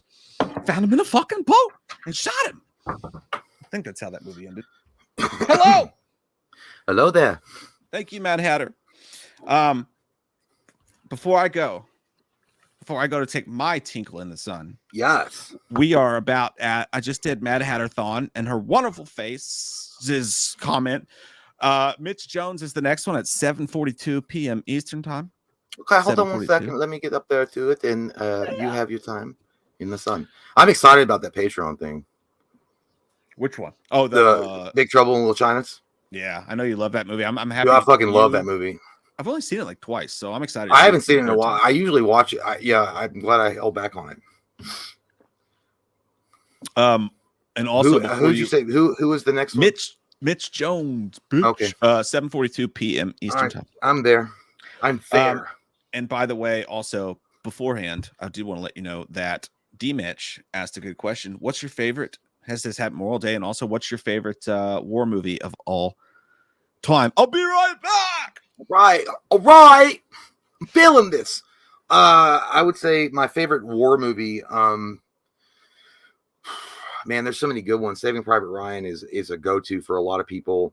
I liked Hacksaw Ridge a lot too. We Were Soldiers was awesome. The Patriot, Braveheart, even Rambo: First Blood, I would consider a war movie. But I guess overall, I feel like, and I feel like a lot of veterans agreed with what I'm going to say here, and it was the most realistic, at least what it was like for them. Saving Private Ryan is probably the best war movie I've ever seen. It was brutal. There was a lot of heart in that movie. The camera shots and angles on that film was unbelievable, and you really got involved with all the soldiers that were on their way to save fucking Matt Damon from, hanging out with Ben Affleck again. But yeah, it was Saving Private Ryan is probably the greatest looking and most on point war movie I've ever seen. So it's probably that one. But I know it's standard, but that's probably what it is. But Mitch Jones says, "Get it up!" He says Tobey Maguire produced a Brit horror comedy called Get Duped. I think you get a kick out of it. UK loves you guys. Peace. Thanks, man. That's really nice. I love University of Kentucky, so I'm really happy that they enjoy our show as well. We are from Kentucky. No, I know you mean United Kingdom. I didn't know that. Tobey Maguire produced a horror comedy called Get Duped. Maybe we'll check that out, but thank you so much, Mitch. Appreciate it. And you share my last name. I bet we're related. Let's see. Going down through here. Paul Rizzo. Thank you so much, sir. Says, good day from Melbourne. Oz, fellas. I love Tucker and Dale versus Evil, but Fright 985 is the GOAT. P.S. When Jay laughs, like really laughs, it gives me life. P.P.S. My music gives me a hard wiener. Thank you, man. Yeah. I love Tucker and Dale versus Evil, and that's on the list. And so we will be deciding where that's going to go on the tier. As far as laughing for reals, yeah, I think, yeah, it's true. Like, I think I have more of it definitely sounds like a smoker laugh. I appreciate that. As far as Fright Night 85, it is an all-time classic for me, and it always will be. Fright Night is an amazing movie. It is a staple of vampire flicks of the 80s, and it will not be thrown with your arguments of the chat. But yes, I agree. Let's see here. Going down through, trying to catch up. Ismael Vega says, have you guys ever watched Scream Queens? I thought Emma Roberts was pretty funny in that show. I think I don't remember what year that came. I feel like I did watch a couple of them, maybe an episode or two. I'm not sure. But I don't remember, so I can't really comment on it. I don't know if Mike did, but Emma Roberts is a funny actress, so I'm not shocked. And I like Emma Roberts, so for sure. Let's keep going down through here. Let's cruising. Christopher Sampson says, hey guys, compliments to your facial hair game. Can you guys share what beard products you use? Thanks, man. Jay, can you please do Dr. Fraser Crane giving facial hair grooming tips? I will have to think about that one, Christopher. I'm not sure how to approach that, the Dr. Crane thing, but that sounds like that's funny as fuck. I probably could do it, but as far as like, I don't do nothing. I just grow that shit and I trim it when it needs to be trimmed. And thank you, bro. I appreciate that, Christopher. That's awesome of you. I don't get too many compliments on the facial hair game, so it makes me feel special when you say that. And I really like that. Thank you. And here we have Lucas Campbell coming in hot off the bench, says, hey guys, I just graduated from Tom Savini's special effects program. Hey, all right, fuck yeah, dude. Thanks for getting me through late nights. Y'all kept me going. Keep it up, dude. That's awesome. I literally, my wife and I have watched. We watched what Grim Life Collective. They went to Tom Savini's special effects school. It was in Pennsylvania, right? Mm-hmm. Yeah, it's in Pennsylvania. It was a really cool look into how he has the school set out and the layout and everything. Man, awesome for you. Congratulations. And you couldn't learn from a better master than Tom Savini, or at least people that had discipled under him in the field of special effects and makeup. So that's awesome. Congratulations. And we really appreciate it, Lucas. Let's keep going down through cruising. Benzilla 2.0. Hamburger Hill best war movie. That is a great one. Is that the one with Clint Eastwood? I don't know. No, it's not. It's not. Is it? I can't remember. Man, there's so many great war flicks, though. Yeah, and you know, I was just naming the ones off the top of my head. Hamburger Hill is great. Heartbreak. What was the one with Clint Eastwood? Heartbreak Ridge. Something Heartbreak. I think it was just called Heartbreak Ridge. That was a great one. Apocalypse Now. How could we forget about Apocalypse Now? I mean, come the fuck on. Platoon, Full Metal Jacket. I mean, there's a lot of them to choose from. I just feel like, as far as like the only director at the time, Steven Spielberg, when he went in with Saving Private Ryan, it actually was a very realistic approach to what it was like on D-Day, and when those soldiers were landing and they were just getting, you know, eviscerated before they even got to the beach, and just the way that the camera was and the gore, it was incredible cinematography and direction on that film. I think I caught us up, by the way. What did you say about me when I was gone? I said that you were a really cool guy. No, we missed Colton. I met Colton at 8:11 p.m. But there was what's your favorite war movie? Oh, mine was The Patriot or Braveheart. I picked Saving Private Ryan. I said it was the most realistic I've ever seen. But there's so many great war movies. Last of the Mohicans. I need to watch that again. It's been a while. And then Christopher Sampson commented on our facial beard game, so he liked that, and he wanted me to do something with he wanted me to do something with Dr. Crane commenting on products to use or something, and I was like, I'll have to research that because I don't want to just fucking do it. I have to go back and watch Dr. Crane, but I don't know what to do with those tossed salads and scrambled eggs. Yeah. So it's Colton Candler at 8:11 is where we're at. 8:11 with Colton fucking Candler. Where I'm gonna find him. I'm gonna fucking find you, Colton. Says, sup, dudes? Watch Creed 3 today. I think it's the best out of the trilogy. Damn. Oh. I just wish Sly was in it. Flash is right around the corner. Can't wait. Yeah. Jay and I we never do this. We never join the cause, but we're both fucking boycotting Creed 3 because of what they did to Stallone. I almost rented it. My finger was like floating, and I'm like, maybe. And then I was like, no. Actually, instead, what I rented was the Pope's Exorcist with Russell Crowe, which I enjoyed. I actually thought that was really fun. I knew you would. It felt like what was the movie? The one with the Tooth Fairy flying around. Darkness Falls. It felt like Darkness Falls with the Exorcism or something. Yeah, I get that. It had that kind of like same action oriented type of approach to a serious subject matter. But yeah, as far as Creed 3, I don't care. If it's free one day on Tubi, I might watch it. But don't break the Trinity. I'm sure it will. I heard it was great, and I did enjoy the first two Creed movies. I just feel so fucking bad for Stallone, man, how they did that shit. 100%. We love you, Colton, and we're both excited for the Flash too. We will cover that. We'll do a spoiler stream. We'll do all the stuff for it, and we'll talk about how Ezra Miller shouldn't be allowed to be in that movie. No doubt about it. So, how about old fucking scary movie? Man, and this upsets people. Maybe it's just will, but you got to give it the credit that it's due and what it did for the genre of horror comedy. Like, it changed the game. I mean, there's so many copycats that follow the formula. That Scary Movie, it's all-timer. It's an all-timer. I mean, to me, it is. I mean, it laid the foundation of what a parody movie should be. Jay, I am fucking there with you, my friend. I think it is too. And I think people may not like that so much, but here's the thing. Like you said, it was a big deal. It kind of did for Scream. It kind of did for parodies what Scream did for horror at the time. And they actually, obviously they used Scream or whatever, but yeah, I think so too, man. I think these movies were so fun to go see in our heyday with our friends and watch and laugh with an audience. And they are relics of the past. You can't do them anymore. They don't fucking work. I love it. I love it, and I moved to Strike. Let's put her in all time. Shit sucks. I would fall on these walls, Ray. I think that may be the sequel. Take it, Brandon. Take it, Brandon. What y'all think? Tucked in or tucked out? Tucked out. Damn. This could possibly look. There's we'll just do at least one sequel. I have them all in here. I don't know if we'll get to them or not because there's so many, and that some of them are so forgettable. That's the problem right there. Is, dude, I would even be comfortable putting that in as an all-timer. Like, it feels like a sequel that almost like matched up to what Scary Movie 1 did. Like, for me, it's Ghostbusters 1 and 2. But I mean, I'll put it real awesome because we can't fill up the fucking rack on all-timer.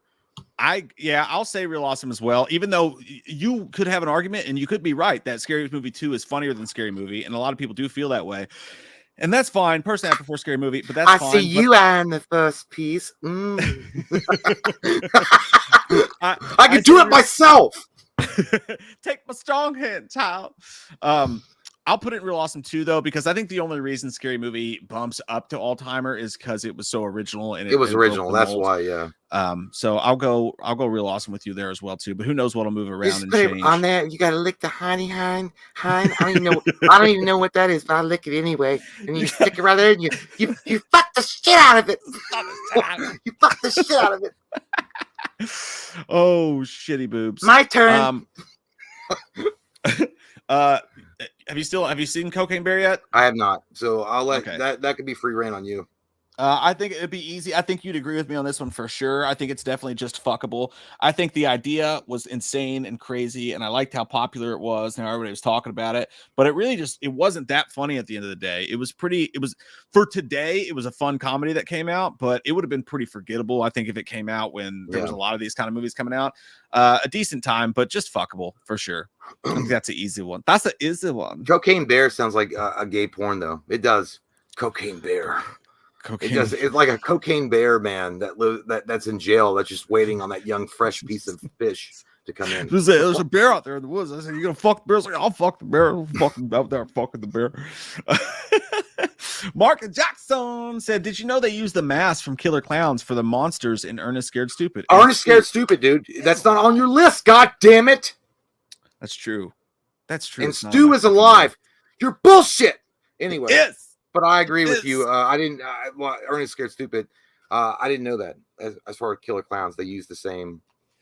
Well, I guess it makes sense. The troll thing that was running around. If you look at the face, I guess in the light, you could probably see similarities. That's pretty cool. I had no fucking clue, man. That's cool though. That's a good reason to go back and rewatch that movie because I haven't seen it in forever. Michael says, "Y'all ready for Pride? Woohoo!" Absolutely. We've got our Bud Light cases ready to go. Michael, what are you, gay? We're always ready to party. We're gonna go to Target and have a bonfire. No, hey man, nobody fucking parties like gay people. I'll tell you that. And I think that's fair to say. There's nothing offensive about that at all. When you go to a gay bar and they fill your drinks like half full with goddamn liquor, like those. Well, I've seen the Police Academy movies when they go to Blue Oyster Club and get yeah. Something. It looks like a good time. I didn't think about it. And last time we were at a gay bar, they had karaoke, and the second song I did was Eminem, and it was the Without Me. Two trailer park girls go around me outside. And as the song was starting, I thought, oh, fuck, I didn't think about this. There's some really questionable, because it's Eminem, you know what I mean? But everybody loved it. It was a great time. You can have the best times at those good times. Yeah, fucking ready for it. Austin said, Chad Kroger says, sounds like Freddie's lame cousin who opened those stores and bakes artisanal bread. How do you say that? Artisanal? Artisanal? Artisanal, maybe. I don't know. I mean, it sounds good either way, but yeah, I guess so. I feel like Nickelback's had a couple of good albums. I mean, I don't mind Chad Kroger's voice. I feel like what's going to happen is he's getting the same treatment that Def Leppard got back in the 80s. Everybody acted like Def Leppard sucked and they were too soft and it was too this or too that. There was too many ballads. But people would secretly rock out at a Big Lots parking lot when they got off work. And they'd be like, yeah. And then when someone pulled up, they're like, shh. They'd they're like, I'm not listening to that stupid shit. I feel like Chad Kroger and Nickelback will be the same thing in another 10 years. It'll just be like that hidden guilty pleasure type of music. And I feel like that's true. I feel like Chad Kroger and Nickelback, I feel like that's what people do. They listen to it and they rock out to it, but they will never admit to it to your face that they like it. So, yeah, I agree on the first couple albums for sure. I want to make sure, by the way, is Jay's audio fucking up in your all's ears? I think it's just my Bluetooth, but I do want to make sure. I'm looking at the chat to make sure my Bluetooth here, like you'll say one thing and then this one's delayed, so I'm like all over the goddamn place. But I think it's just me, which is cool. That's fine. We'll be okay. And I like to keep it switched up. Save us. Call me Riddler.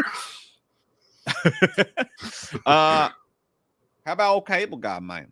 Cable Guy. Well, I think it took me a while to come around to Cable Guy.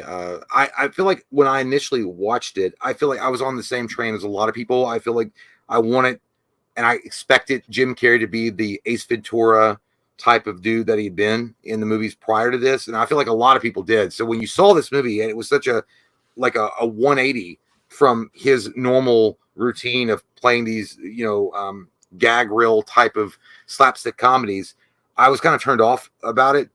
Watching it again and realizing it was actually it's a great fucking movie. It really is a good movie and it's well acted. It's got a lot of dark humor in it. It feels like The Burbs or something with Tom Cruise. I'd put it in real awesome. As a movie, as a standalone movie, I would call The Cable Guy, no doubt, 100% for me. It's probably my top 10 movies of all time. So, I mean, for me as a movie, it's an all-timer. But I will agree with you in this instance because there is a lack of horror in it. I do see it as a horror comedy because there's the stalker thing, there's the dream sequence. It's a horror movie to me at times. But I will say, as a comedic horror movie, just because it does lack a little bit on the horror, I'll say Real Awesome as well. But I just want you guys to know how much I love that movie, and I would, if it were an actual person, I would fuck it until the cows come home. I'd fuck it even if it was a cow. We're gonna go cow tipping, and then what? They fall over. We watched Dude, Where's My Car the other day. It's like, and then he's like, and then nothing. That's it. Jonathan Gerardo says, "Sup, players? Drag Me to Hell was released 14 years ago on this day. Do y'all consider this gem of a movie a horror comedy? Much love to you both. The goats." Thanks buddy. Man. Appreciate that. Maybe. Yeah, I'd probably give it to a horror. Yeah, maybe. Look, I think you have to. Yeah, I didn't add it to the list, and I should have. I really. But it's hard to narrow that one. Yeah, I fucking adore this movie, but it's just because we don't have it here, just for fuck's sake, I would definitely say that Drag Me to Hell, one of my favorite Sam Raimi movies. I think it's underrated as shit. It'd be real awesome for me if I threw it in here.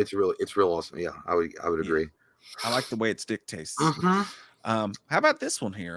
The Babysitter. Man, I gotta be honest with you, man. Oh my god, you got some of the best goddamn fucking lesbian kissing I've ever seen in a motherfucking movie. It's literally you gotta rewind that scene at least 100,000 times, and at least 100,000 views came from just them rewinding that scene. They didn't care about the movie. They don't even know what it's about. This thing has appeared on Pornhub, X Hamster, fucking whatever like site you use for porn. That particular one with Bella Thorne and the sexy I can't remember her name. Samara Weaving. By the way, she takes the gum out of her mouth. Can we stop showing off Samara? Shit, we know you're a great kisser, but my god. Overall though, I feel like it's a very it's got like a Goonie Stranger Things vibe feel to it overall. I gotta stop saying vibe. I've said this 5 fucking times. I feel like Mike ruined me fucking TikTok in the Patreon thing when he was like vibing. I don't know. Now it's in my head, but it's got the Stranger Things Goonies thing going on with it. I feel like it's fuckable. I feel like it could have done more to be higher on the list, and I feel like it definitely has the potential to be even further. Because it was the first time I'd seen a movie like this in a long fucking time. Look at even the artwork. That looks like an 80s movie. Yeah, I agree. But yeah, it's fuckable to me. I'm going to go with fuckable as well. I think it had its moments. It's a fun little movie to watch, but it's not something that really sticks with you, except for, like you said, moments like that. That's it. It's just a decent time. It's a good time to be had. If the list was way weaker, I would have no problem with Real Awesome. You know, the director was like, maybe we shouldn't have shot that scene because that overshadowed the entire movie. Because it's like guys are just gonna like they're literally gonna go to that one scene and not watch the rest of the movie at all. Like I don't care. It's a great moment. I don't care about that at all. Yeah, and it has those vibes of Goobies and shit like that, but it is kind of like it's like a nostalgic on purpose fucking retread of it. So for sure. Speaking of, we talked about Zombieland. You guys put it in all timer. I disagreed with it, but how do you feel about Zombieland 2? Man, I put it in fuckable. Personally, I didn't like it that much. I thought it was okay. I feel like it was a good follow-up sequel, but it was never it never reached the heights of what Zombieland 1 did. And I've only seen that movie maybe twice. I feel like not compelled. I feel like Zombieland ended with Zombieland 1. So I'm in the same boat with you too. I would go fuckable as well. I think, if Double Tap came out before Zombieland, it would be the exact opposite. I just think, and that's why I said to me the movie is sort of one note. I think it's a movie that didn't need a sequel, and the sequel that they did was decent and it was fine. But I just don't. You know what I would if they had done imagine them doing a Zombieland like a Netflix show or something like that was taking each individual person in Zombieland and showing their life before the crisis. Cool. And then how they wound up, where they are now before Zombieland 1. Yeah, I'd be into that. 100%. So we're in agreement on that one. That one goes to fuck. Well, I don't think there's any votes going right now on the show. Okay, there's not. So speaking of Samara Weaving, the great Samara Weaving, ready or not, this one's heavier on the horror. Did you say fuckable? That's it. No, I thought I got the fucking one earpiece in. So, but for me, I'll put this one to a vote. I think this one's hardcore, real awesome for me. I thought it was a fucking what? Yeah, dude. Yeah, dude. Yeah. You gotta check out my surfboard tomorrow. Yeah, man, come on over. Let's wax it. I waxed it. Yeah, you only went out with it for 2 weeks. But like, no, I fucking loved it, dude. I thought it was a powerhouse performance from her. If this movie came out in the 80s, I think it would be a classic that we talked about. I love it. I'll put it to a vote. Betwixt the two. Let me do that real quick while I'm playing with my dinghy. Ready? Or how many times have you seen this one? I've probably seen it like 4 times. Maybe like twice. I'm gonna watch it again though. I know I enjoyed it for what it was, and I feel like it was a special. Like when it came out, I was like, "This is kind of cool," because they weren't trying to do the Sally Sue, I'm fucking awesome for no reason kind of thing, right?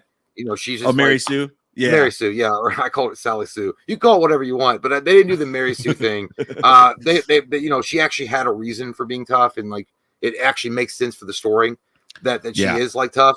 So and I know that they've done the horror type leads with like Jane Levy in like the Evil Dead remake. But if someone was ever going to personify, I feel like Ash Williams as a female, I feel like Samara Weaving would crush it. She fucking ruled in this. She was funny. She was really edgy. Good. She was fucking wild.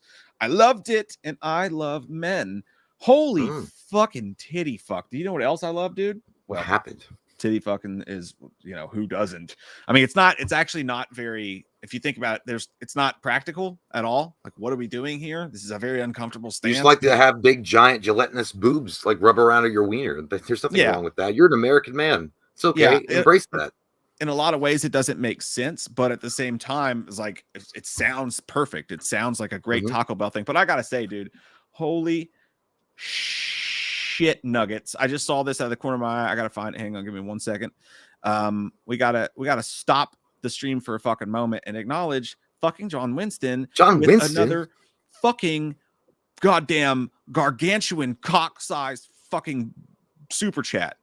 $500 fucking dollars. Jesus, man. From John. Thank you so much. Winston. Holy fuck, dude. Well, he says, wife cheated on me. Together 10 years. She never worked. She got awarded $400,000 in both cars. Fuck her. And at least half custody of my 2 daughters. And needed this video tonight. Hurting bad. Thanks, Jay and Mike. Take care. Well, that fucking sucks, John. Man. And I feel for you, dude. Like, I luckily didn't have any kids with the fucking succubus bitch that I was married to. Thank the Lords. But I could only imagine what that was like. My ex-ho did some nefarious shit like that too. And I feel for you, dude. And you know what? If it's making you feel a little bit better tonight watching this stream and listening to our stupid, dumb, dirty jokes and talking about some movies that are horror comedies, I'm glad to be here with you, man. But that sucks, bro. And I you know what? But you're better off without her. Fuck that shit. And I'm sorry about your girls. I hope that things work out better later on in the future. Hopefully, I don't know. You know, things can happen, man. But you take care, dude. And thank you so much on this Memorial Day for coming in. Your name doesn't need to be John Winston. It needs to be fucking John Legend. You're a legend, dude. Thank you, dude. John goddamn Wayne. Yeah, man. First off, fucking sorry to hear that. We've been there. You know what I mean? Like that's a fucking nightmare. That's awful. I was actually talking to somebody about something like this the other day, and the thing that I told them was like, hey man, like you got to remember one thing. Do yourself a fucking favor, dude. And the easiest response when something like this, like just tragic to your fucking life like this happens, is to go out and have this response where you're like, I'm gonna fucking hurt myself. Not like, you know, but like whatever it is, like just drinking or like whatever, or like, you know what I'm saying? Like that's a response to that, and that's okay for a few days or like for however long you need to. But like I think the best response, the best revenge, the best thing you could do to make yourself feel better, and I promise you'll end up at this point anyway, so you might as well get to it as soon as possible, is to take all that fucking energy and that pain that you got from that, because goddamn is it fucking painful, and put it in your fucking gas tank and try to make yourself better. I'm not saying that you need to make yourself better. I'm just saying some people's initial reaction to things like this, and I've been that way before in the past, is to fucking hurt yourself to like kind of show how much pain you're having. And I know I'm getting serious for a second. I promise I'll shut the fuck up in a moment. But I think it's important when you can take that and put it in the gas tank instead and try to make yourself better and make yourself whatever you can do to make yourself a better version of the self you were. Do something nice for you, because this didn't happen because of you. It happened to you. You know what I mean? And I'm fucking sorry about that. But that's the best advice I can give in that situation. I'm glad that we got to get your mind off of it for a second, man. And like Jay said, that's you already. Well, let me. I was literally with that bitch for 12 years, dude. 12 years. I'm gonna switch my I was from fucking high school when she did what she did. All right. And I'm talking about this bitch went on a tricycle fucking marathon and sucked as many dicks around the neighborhood as that she could, like an ice cream truck giving out free fucking ice cream. All right. I thought it was a competition when I found out how many dicks that she had in her mouth. But yeah, that was 12 years. So 10 years, 12 years, dude, it blows asshole. But you know what happens is after a while, you realize that you're better off because that hoe was going to do nothing but bring you down and continue to make you feel like dirt. She never loved you. She didn't give a fuck about you. She used you as a jumping stone to the next best thing. And so you're better off without her. I'm sorry about your kids, man. And again, I think that God's going to be in your life at some point and things work out for a reason. That's just the way the things happen. You sound like a good, solid dude. So, and it took me a minute, man. It took me probably a year and a half to get over that shit, or maybe longer, maybe 2 years. And it takes a long fucking time, dude. But sometimes you get those emotions in your head and you start thinking about shit and you're like, what the fuck? You get so fucking mad and you want like, why? That's usually always the thing that comes. You want to say why, and there's never going to be an answer because God made hoes, unfortunately, that He made hookers, whores, and that's what she is, and that's what mine was. But thank God that you're with us tonight and we're making you have a good time and laugh and enjoy yourself because that's what you deserve. And I hope you have a good Memorial Day weekend. You crack open some beers here with us and we get to laughing. We get to laughing, John. Let's get to laughing. Yeah, dude. Yeah. Hey, continue to find shit that makes yourself happy. Fucking, take care of yourself for your kids, man. Don't let it fucking put you in the wrong zone. But take your time. I'm not saying don't take your time because that shit hurts. That shit hurts deep. And we're fucking sorry, dude. We are sorry. And hey, we appreciate you, man. Not just because of that, John. But either way. Fucking love you, dude, man. Thank you, man. Everybody's here for you and understands how painful that shit is, dude. But thank you on the side of that. Fucking is this a hard pivot? I know. Is this a horror comedy, right? Like I think this movie's hilarious. Reanimator. Oh fuck, you guys can't see my screen. I'm so sorry. I'm so sure. Yeah, I was like, what the fuck's you talking? Look at my dick. That looks like the guy that's telling you, like, hey, your library book's been like late for 15 years. Are you ready to pay the tab? Like, no, sir. He's literally the oil change guy at Valvoline. Like, you got a dirty air filter. That's gonna be my doctor at 50 years old. Are you ready for that prostate exam? Like, oh shit. Is that my farts bottled up? Oh man, 100%. You know what? I feel like Reanimator is definitely considered a black comedy. I hesitate to put this at Real Awesome or All Timer. I really do. To put it at even Real Awesome? Are you kidding me? Because I'm thinking conservatively. We're running out of fucking room. You dolt. We don't have room, and there's more movies to go. We need to make the list bigger. We need to make more grabs. I'll fight you on top of Shaq's Dick Mountain. I would put it. I feel like in my heart I would put it at Real Awesome. I really would. I feel comfortable there, but I feel like I gotta make sacrifices. I don't know why I did that. Tickled over the whole thing. Look, so I'm gonna put this one to a vote because for me it's an all-timer, 7 days a week and twice on Sundays. But jumping into the other poll from Ready or Not, you guys said Real Awesome 71% to 29%. I will throw Real Awesome is fucking cool, dude. We have no more room now. Now we got to make the tough choices. Who's going to live and die? Put a toe tag on the ones that you can't operate on if we're pulling them out of the war zone, and focus on the ones that you can save. we are already at a dark fight. Like Ving Ring says, fuck them. Let me put this one to is Reanimator an all-timer or Real Awesome? And we'll see what you guys say, and we'll deal with the consequences as they come, and as we come, which hopefully we'll all do several times tonight. So while we wait for the fucking facts on that one, it gets even tougher, dude. It gets even tougher because I feel like this is goddamn Real Awesome. I like it's hard for me to put it as a comedy. I never thought it was funny. I thought it was like just pure psychological horror. Oh, I think it's fucking hilarious. So we remember, like, you remember, like, the remake fucking sucked dick. That was not comedy at all. But this one had that nerd is like, he's like, why would you steal stickers? It's like, for the nougat. And then at the end, you know, when shit got really crazy and like dumb funny, I for me it's definitely comedy. But I see what you're saying. I don't know. Yeah, I won't even, like, I can't put it in my vote because it's hard for me to put it in the comedy. I remember. Like the fucking when she shaved her legs and it was like goddamn her skin coming off. There was a lot of goddamn. I feel like it was pure horror, psychological. There was funny moments in it, but I remember the Tom DeLonge cop that it was like, "I'm just trying to party, man. Don't you dudes want to party?" Yeah, I don't know. Oh. I'll give it to your goodies. You have your greasy situation with it. I gotta watch, dude. I gotta watch this movie again real soon because I love it so much. We should put that in the commentary for the Patreon 1 month. I love it. I haven't seen it in forever. It's gonna, dude, for me, and I feel bad doing this because it's just an all timer for me, man. I fucking love this goddamn. Dude, you cannot be fucking serious. I gave you. I did. I didn't think you were gonna take the Millennium Falcon out of the fucking garage.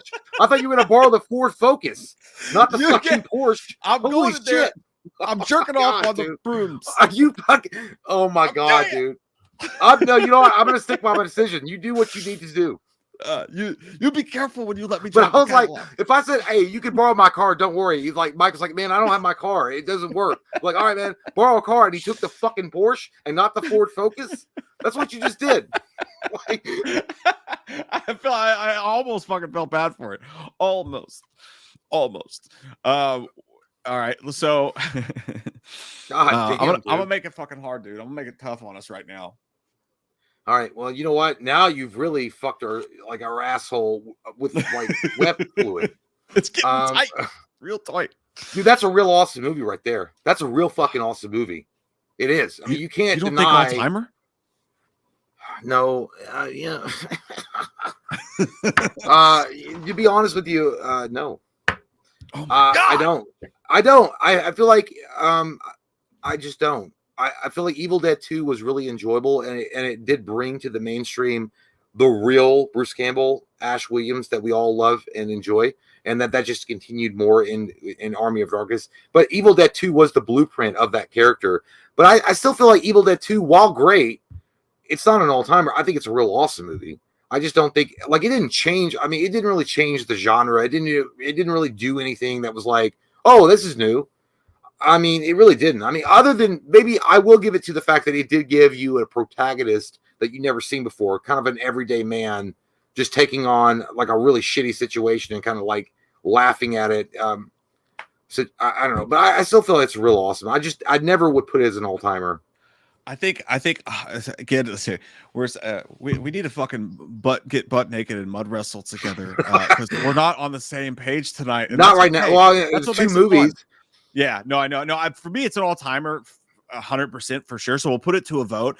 But just to say right now that the Reanimator vote is so tight. It's gone back and forth between all-timer and real awesome. So I'm going to count it down with you right now from 5. And when I'm done, I'm not looking at it. Because I don't want to pick it when it's that thing. I'm not looking at it, but in 5, 4, 3, 2, 1. The vote ends, and dude, it ends at 50% to 50 fucking percent. No fucking way! Oh my god, dude, this is like turning into a disaster tier because we're running out of fucking room, and something is going to be in Steve's butt tonight. I promise. Crazy. If it keeps moving down the list, we're running out of fucking room. There's too many fucking horror comedies, apparently. What do you do with a fucking tie? What do we do with a fucking tie? I don't back to the fucking vote. Motherfuckers vote and pick one. We'll go back to it. Yeah, we're gonna run it again. We're gonna run it again. It's like an and one competition. Run it again. First, we'll do Evil Dead 2. I'll put it in there, all-timer or real awesome, and then we'll go back to Reanimator. Let you guys like freshen up a little bit, like have some time to yourselves. Come on, guys. This is crazy, dude. We have not a single sucks my butt, Steve. But you know what I'm gonna do for you, Jay? Thank you. I will suck your butt. I know. Yeah, I know. You're gonna give me one. You're gonna give me finally one. I'm gonna fucking give you. I saw it. Go give me that Ghostbusters 2016. Let me have that vaginal secretion that's full of yeast infection and disease and put that back in Steve's asshole. Steve needs his butt sucked, dude. Yeah, dude. Fuck that shit. Put that shit into the like this movie needs to be in the human sexuality book of diseases that can be caught when you don't wear a condom. That's what this movie is. It's no different than chlamydia, gonorrhea. It's disgusting. Fuck Paul Feig and what he was trying to do. Hate this movie. Terrible ass movie. Awful, stupid, fucking dumb. I don't give a shit, dude. I don't. And I'm glad you've never seen this movie, because if you did see this movie, you'd be like me. You could barely form sentences sometimes because it sucks your brain cells out. And you say it best when you say nothing. By the way, and again, I love the fact that when this movie was releasing and you didn't like this movie, that they turned around and said it was misogynistic if you didn't like this movie. Yeah. Good job. Great PR. Especially when you were like, people are like complaining about the story and how fucking dumb it is. You bring Chris Hemsworth in to be the bulky, hunky guy, and they're like, look at that. When did they ever do that in Ghostbusters? Sigourney Weaver and Janine were like regular, like they could hold their own. They weren't meant to be like good. You're literally making Chris Hemsworth be a dumb, moronic idiot that couldn't even figure out a typewriter. Nobody actually cared that the Ghostbusters were going to be all women. Nobody. But then they came out and they were they literally came out and were like, Ghostbusters are going to be all women. So if you don't like it and you don't go see it, then fuck you, you're a piece of shit. And everybody went, nah. Yeah, I was like, when did Paul Feig get possessed by Fred Durst? He's coming out with that attitude. Oh, dude, I'll make it tough and harder. I'll make it fucking harder on you. Okay, we're fucked, dude. We're fucked. We're fucked hard. Like, this is bad. Yeah. It's bad because it's an all-timer, dude. Right? I mean, right? Fucking right? Don't you? Yeah, dude, but God damn it. Like, yes, it is an all-timer. In my opinion, in your opinion, I think it's an all-timer. But when I look at it next to fucking Cabin Fever, it's like looking at that pimple on your ass that won't pop. You don't like it. I don't like it at all. I made you hurt. Because we're going to run out of room. Oh, it's going to be tough. Yeah. We agree on this one, though. We're putting it up there. We'll figure it out. Man. Okay, I got to stop doing that voice. I don't know why it got stuck on me like a fucking... I can't stop doing it. Oh God, I'm not making it any fucking easier, dude. With Gremlins. Oh my God, dude, it's fuckable. I mean, no, it's not. It's real awesome. That's real fucking awesome right there. That's real fucking awesome right there. It's real awesome right there. I think it's real awesome as well. Because again, it might be an all-timer of a movie, but as far as both a horror and a comedy, it lacks on the horror a little bit. So, okay, look at real awesome. Look at real awesome. Mm-hmm. Which one are we dropping? Say it together on the count of 3. Let me look for just a quick second. Which movie do you want to drop to fuckable and replace with Gremlins? Okay. All right. Go. 1, 2, 3. Rocky Horror Picture. Yeah! Hey, we're on the same fucking page. I know we're going to get so much hate for that shit, though. We're going to get so much hate for that. Too, but here we are. We're going to be like, he's like, hey, don't watch this channel. It's just a fucking proxy for Fox News. These fucking bigots. Did you hear what they said about Melissa McCarthy? Oh, no. Shit. Yeah. But hey, by the way, you got to point out the fact that Gremlins is great for the fact that it's an awesome movie. By the way, it's just an awesome movie. But it's literally the movie that made the organization come and make like ratings for films. The MPAA to exist. Real tough. This movie is the one that scared kids so bad they were like, "You're not my mom," but you took me to see this movie. By the way, in the case of Evil Dead 2, we are shit's getting fucking. Oh man, dude, I knew it. I knew it, dude. All timer 73%. I knew it. Okay, so that's filling up that slot.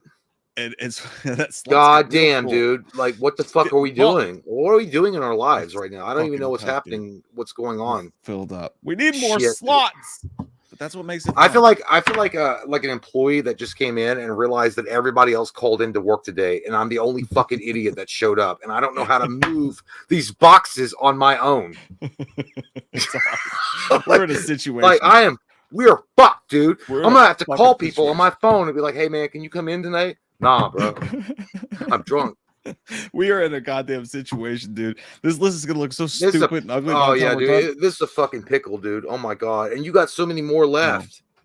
Mitch Jones, Mike Jones says, speaking of music, I'm lead vocal in a Brit metal band called Face of Stranger. Nothing like Nickelback. We on all socials would be sick if you had to listen to it. All right, cool, man. Yeah, I mean, Face of a Stranger. Face of a stranger sucking on the dick. Gonna find your mom and play with her clit. Raw. Oh, that's their hit song. It's a cool good one. Everybody check out Mitch Jones' fucking band tonight. I know I will. Naked. Connor Gardowski says, I like his profile picture. He looks like he's going to sneak weed into an airplane. Says, I started watching you two when I was 10. I now graduate. Oh my God, dude. Oh, this hurt. Why are you doing this to us, Connor? Why you do this to me today? I now graduate high school on Thursday. Parties 4 days straight. I watched Cable Guy the first time and loved it. Congratulations on the high school graduation, dude. Holy fuck. That is amazing and sad at the same time that me and Mike are still doing this. I thought at some point we would be like Lex Luthor rich, living in fucking Metropolis in a tower. Definitely. And letting the minions do the work for us. But no. Yeah. Here we are working on a holiday. Okay. This isn't work. You are someone else. I am still right here. Hey man, but congratulations on the graduation. I just watched my niece graduate a couple of days ago, but me and Mike are fucking old. Yeah, we are so old. You make something of yourself, Connor. You fucking go. You go to the moon. That's crazy, dude. That's cool. But thank you for the long time fucking support. And I'm sorry for your parents that we somehow influenced your youth. Yeah. I can't believe you were 10 years old watching us, but I'm not surprised. Even though our show is geared more toward an adult audience, Mike and I did Scarefest last year. We had a couple of kids coming up and wanted pictures of Michael and Loomis. So I'm like, all right, if we're gonna become Garfield. That's fine. We're like, well, what's that show you watch? Archer. We're like Archer with a Garfield type of slapstick comedy. Yeah, man. Yeah. Fucking, that's crazy, dude. Congratulations on graduating. Yeah. And hey, you had a beautiful time in your life, man. Think hard about what you want to do with your fucking life, and then do it. Go into fucking finance, bro. Finance. I mean, if you want money, if you want just straight money, engineering, dude. Engineering's where it's fucking at. Or if you like math, if you like fucking math. If you like math, but it's all about what are your values? What are your fucking values, Connor? What are your intentions? Go be a priest, you son of a bitch. Go give back to the world. But if it's not about money, you go do something you fucking love, dude. Hey, do whatever you love, man. Zach Desrache says, "Love you, beautiful pricks. Just wanted to ask Jay, what difficulty did you beat Jedi Survivor on? I'm a Jedi Master. Oh, do me Jedi Master, because you're a Jedi Master." So, yeah, Mike, what's your favorite Blink song to play on guitar? Mine's Alien Exist. Just that's the last thing I say. So I actually rented a guitar and an amp and an electric for the first time, and I've been playing the living fuck out of oh my god. Oh fuck, I can't think of You're the name freezing of it in front of 5,000 people. Yeah, dude, I can't think of the fucking name of it. But it's got to be Damn It. It's the second song I ever learned on guitar. It's how I tune my guitar. I fucking brush my teeth to it. Damn It's my favorite song to play for sure, man. But excellent choice. Well, I mean, Zach, you're coming in here bragging. I'm not Jedi Master. I'm fucking badass. I played the game over and over again, and I got really good at it. Then I put my difficulty level of Jedi Master. I beat it on Jedi Knight. You can suck it, asshole, my sir. I'm not playing that shit on Jedi Master. First off, I know I've seen videos where guys are like, put that shit on Jedi Master. No. I want to have some hair left when I beat the fucking game. All right, that game's already hard enough. Like there are elements of that game that are difficult. I'm not trying. Okay, I don't want to lick the nipple of pain. Okay, I'm not about that Cenobite life. But good for you. Coming in here all hot and badass. I beat it on Jedi Master. No big deal. What'd you beat it on, bro? I'm more of a Jedi Knight than you. Because I believe in the hope of humanity. John Horsod says, "Sup guys, please tell me Dead Alive / Brain Dead is on the list. If not, what would it fall under on the list? Also, I'm going to get tickets to Scarefest this year, so we'll see you there." Fuck yeah, John. Let's see it. Let's see it. I would put Brain Dead as a total real awesome. Personally, I don't remember shit about Dead Alive. I think I tried to watch it a couple years ago and I just didn't finish it. Dead Alive, that's shameful, and I'm embarrassed. Dead Alive is pretty good, man. like I feel like Dead Alive is the grandfather of Shaun of the Dead. I feel like I would put it real awesome. Dead Alive is a good fucking movie. It's weird and it's gory, but I feel like it lines up with Shaun of the Dead. It's the granddaddy of Shaun of the Dead. So, but yeah, can't wait to see you, man. I hope you come out and hang out with us. Let's play a Papa Roach song together while you're there. Yeah. He just looks like he would fit perfectly, and that's a compliment. I love Papa Roach. Sean Tubby 123 says, "Sup glow sticks. Last stream before summer school tomorrow. We got someone's in trouble. You fucked up, Sean. Yeah, you dumb dog. No, I'm kidding. I'm kidding, Sean. I'm kidding, Sean. It happens. 2 summer schools under my belt. No, I'm kidding. I get it, man. I'll be watching y'all when I have breaks. 3, the gay club's fun as fuck, even if you're straight. Love you. Hell yeah, it is, dude. That's true. And by the way, if you're straight, and you're single and you're going to the gay club, you can actually pick up chicks there. Yes, you can. I mean, it really actually is. Easily. There's a lot of hot ass if you're straight. If you want some vagina in your life that walks around and patronizes that place. So yeah, that's 100% fact. And if not, dude, good music, good drinks, good dudes, good tunes, good times. I love going. I love it. That's absolutely true. I'm gonna fuck with your wiener, Jay. I'm gonna put it in my mouth. Shaun of the Dead. Though it's an all-timer. No, now I don't even want a fucking argument, and we're fucked now. It's absolutely an all-timer. It's absolutely, and we're fucked now. You have red on you. It's got you got red on you. There's a girl in the garden. What does she do? She's so drunk. Get fucked, Four Eyes. So take a second, take like 5 seconds to take in the all-timer list, and then we'll do 1, 2, 3, and we'll pick together. Yeah, I already know. You know where I'm gonna go, so it's fine. All right. Oh yeah. So you don't even need to fucking say it. I mean, Cabin Fever is already down, so I don't need to really. For me, it's fucking Zombieland. Shit. Oh my horror. That was voted by the audience. Oh, god damn it. You're right. All right, fine. Fucking fine, Jay. But here's the deal. All right, Cabin Fever is going to go down. It's going to go down. Down, baby. Who's street in the rain? The street sweeper, baby. Cock ready to let it go. Shimmy, cocoa, what? Give it to me now. Okay. So that means Cabin Fever's got to bump someone fucking real awesome, Jay. Who the fuck is it going to bump? Double tap. Awesome? No, wait a minute. No, it's going to be. I thought you were putting it down in fuckable. Why would it go from all timer to because real awesome is already full. I know that, but that means that I would replace Creep Show. I would replace fucking Scary Movie 2. I would replace Ready or Not into fucking. I would not do that. I would not fucking. I would do that. Pick a different one, and I'll pick a different one. Okay, I cannot put Cable Guy down. I cannot give you Creep Show. Okay, I'll put the Cable Guy. I'll put the Cable Guy down. All right. I don't like doing that. It makes me feel weird in my butt. Yeah. I'm not enjoing this. This is a bad fucking time. I'm having a bad fucking time. This will not be over quickly. You will not enjoy this. It's going to be that kind of night. This shit sucks. Yeah, this is bad. This is like when our king is gone and we're getting raped in the asshole by some asshole senator that was waiting. Clinton said, please just add more spots. That's what makes it so difficult, Clinton. That's what makes it so riveting. Oh, shit. Titty from Texas. Dude, I saw a couple in there. Like, you really have majorly fingered her asshole with 3 fingers tonight, because I am seeing something coming up, which we're gonna have to make decisions again. Dude, we're gonna have to start putting great fucking movies in sucks my butt Steve category in a second, because Fuckable is gonna be out of room. That sounded weird. There's not much sucks my butt. They like literally. Oh my god, dude! Like I feel like there should be a part 2 to this with like more like spaces. We are actually getting to a point where it's stupid, because like there's too many. There's too fucking many, dude. It's just fucking. I don't know what to do. I'm gonna do this. Slither's got to go to sucks my butt Steve right now, because I honestly. Well, it has to, because against everything else, it's always gonna suck an asshole. It's a fine movie, but I get halfway through it, I get kind of bored. It's kind of weird. Look at that leg though. That leg is like sexy. I rented it just for that leg. That's a nice leg. We're gonna put it in sucks because we have to. We fucking have to. We don't mean it. We don't fucking mean it, Slither. Dude, that takes the legitimacy out of the whole fucking list. We don't mean it.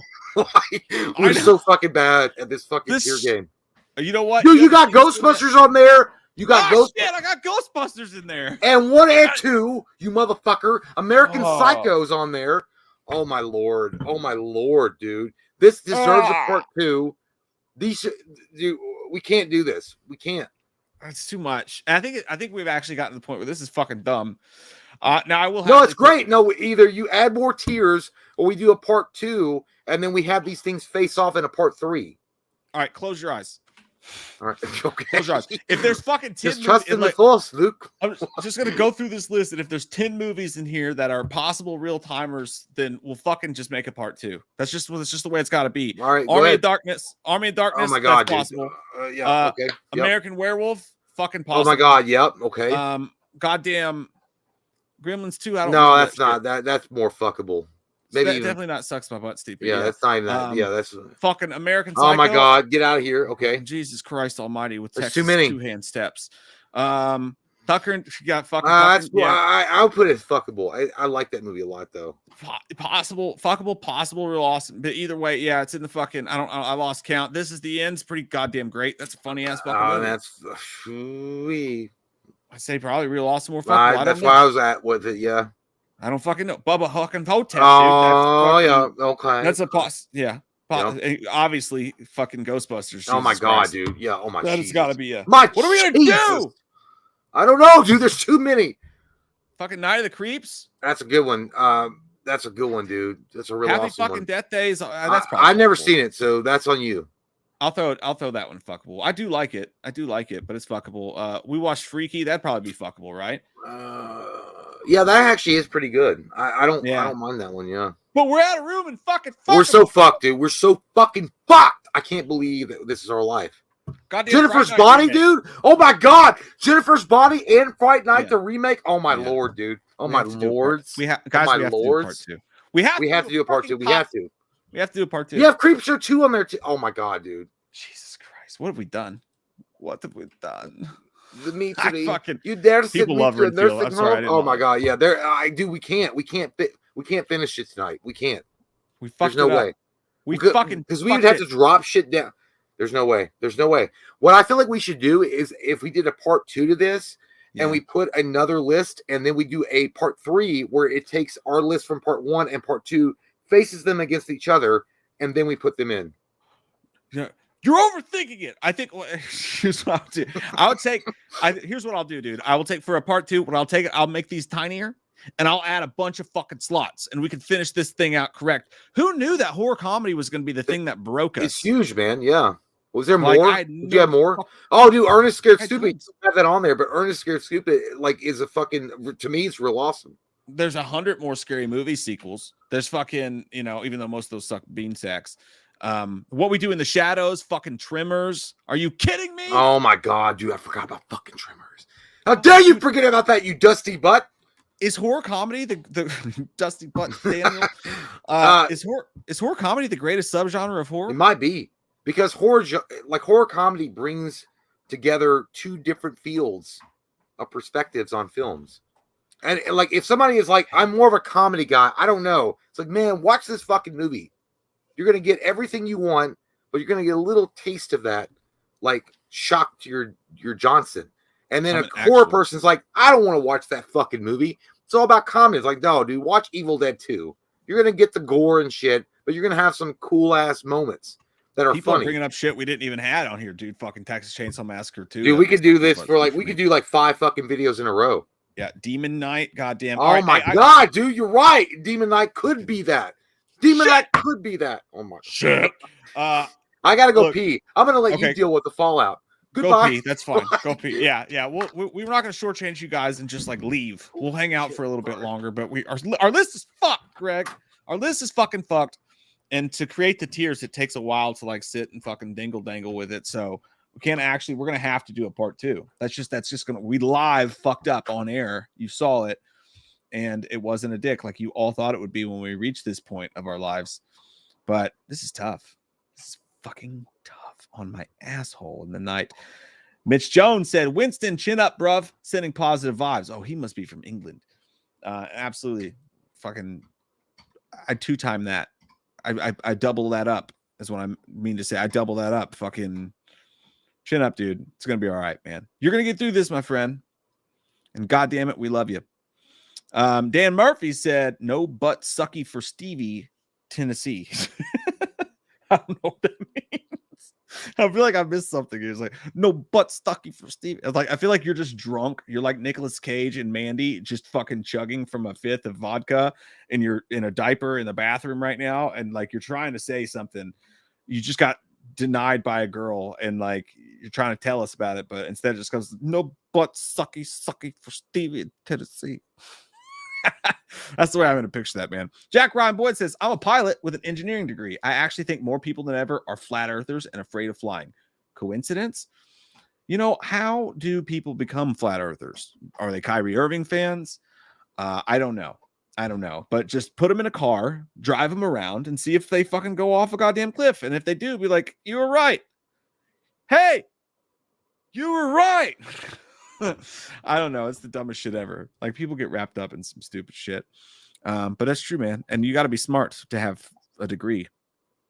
That part's not true, but an engineering flight degree for sure. Austin said Javier Bardem as King Triton in Little Mermaid is the best. LOL. I picture him sitting with Ursula with his trident in a hotel room.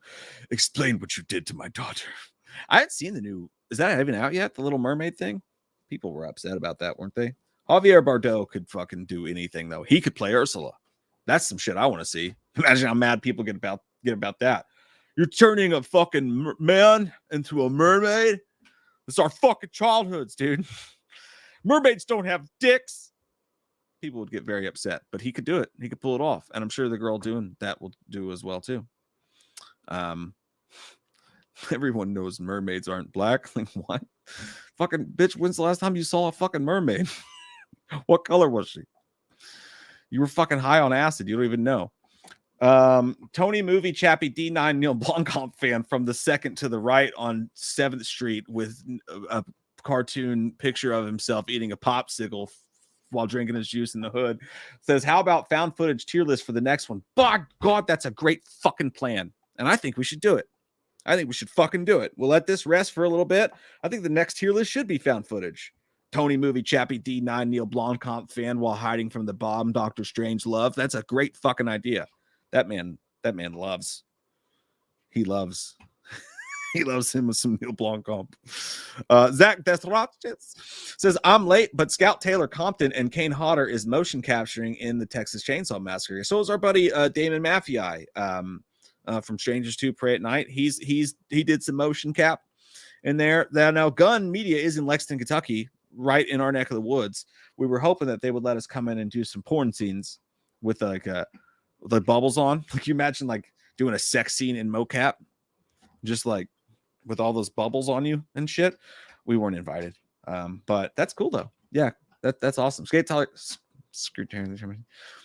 I'm gonna throw you guys for a loop here. Scout Taylor Compton, I enjoyed as Laurie Strode more than I did Jamie Lee Curtis as Laurie Strode. No, I know. Oh, there they are with their fucking pitchforks outside. But it's true. I liked it better. I really did.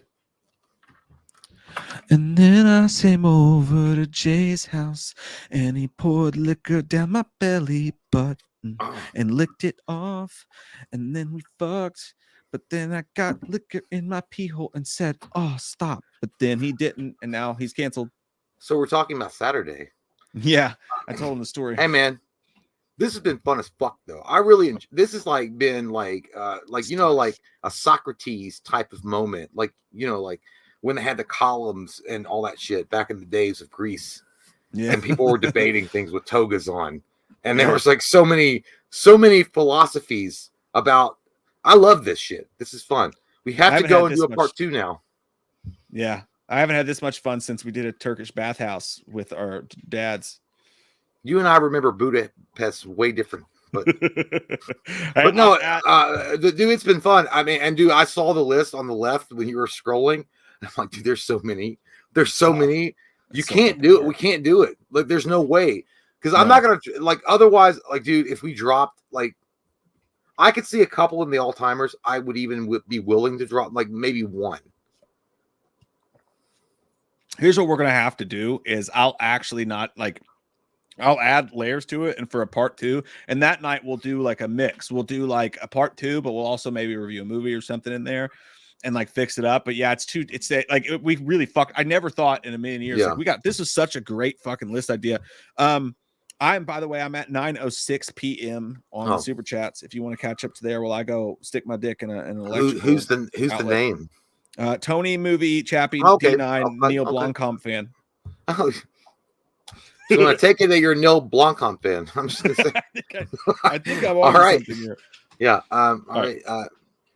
So thank you so much, sir. Says Jennifer's Body is in my top 5 favorite horror movies. It's a classic and crazy to think that it was panned by critics when it came out, but now has a cult following as a feminist classic. I enjoyed it when it came out. I thought it was a good movie. I think it was a solid entry into the horror comedy. I never even looked at it as a feminist thing one way or the other. I feel like it was a solid movie for sure. But yeah, definitely. I agree. I think it's like, in my opinion, it would be in a real awesome section of the list. I mean, some would argue all-timer, but I feel like it would be real awesome. I think it was well put together. I think it came out of left field, and I think that Megan Fox, up to that point, had just been more of a eye candy from the Transformers movies, and then they came out with that movie, and you're like, holy shit, she can actually act. So I agree. So yeah, that's why, again, this list is so vast, and there's so many different layers to this type of genre that it definitely needs a part 2 so we can explore all of that together. But yeah, thank you so much, Tony. Dan says my kilts are playing like Steve's dry bum bum. Are you talking about the Celtics? Or I said Celts, but Celts. I think you mean your Celtics are playing like shit. They're playing like stinky hoes that haven't washed their bum bums in a while, and that's very unfortunate, Dan. And I hope for your sake they turn it around. They do a little bit better. I don't know what's going on there, but I hope it goes well for you. Splash God, thank you so much. Says Night of the Demons is a classic. Night of the Demons, I remember. It is a classic. I think it's an interesting movie for sure, and I feel like the cover art on the VHS tape was scary as fuck when I was a kid. I remember seeing Night of the Demons, and it was like the really weird, out there makeup, demonic face, and then he's holding a sign that says "You're invited." It reminded me of Meatloaf. With the makeup from and I would do in like Anything for Love music video, but yeah, it was freaky, and it had some funny moments in it. But yeah, Night of the Demons, great choice. And Splash God also wants to say Sleepaway Camp 2 as well. It is a really, really good movie. Surprisingly good, considering I had never heard of it up until a few years ago. Maybe like someone had mentioned it before, and then I just never followed up on it. I felt like it was like a Friday the 13th ripoff kind of movie, and when I watched it, I was like, wow, this is really fucking good. That chick's got a dick, and no one knew about it. Oh my god, this is gonna get crazy, especially at the end. And we're also going to be doing a commentary with the star of that film, Felissa Rose, in 2 weeks. So that's going to be exciting. And I'm going to ask her straight up, Felissa, was your dick that big when you filmed that movie? Because, wow, it was impressive. No, I won't, because that feels like it's too much. But it's going to be exciting.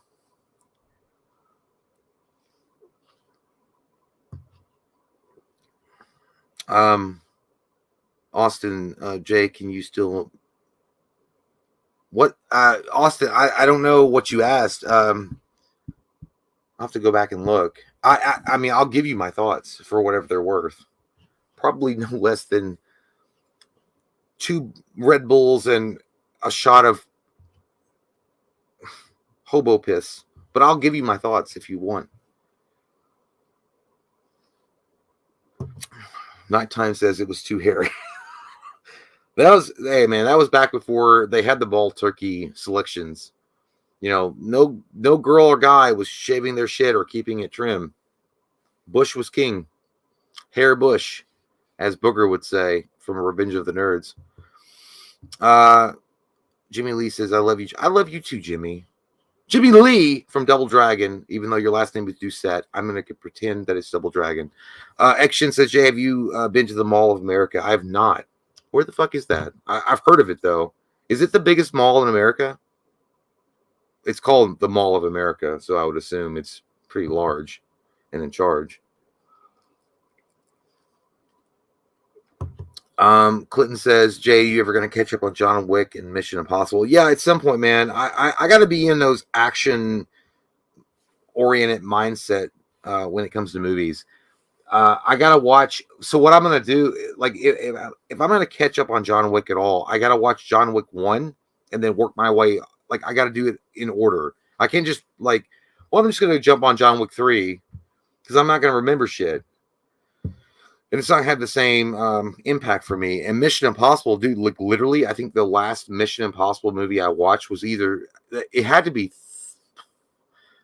might have been the third one, maybe the fourth one. It could be the fourth one, but yeah, I'm gonna do it at some point.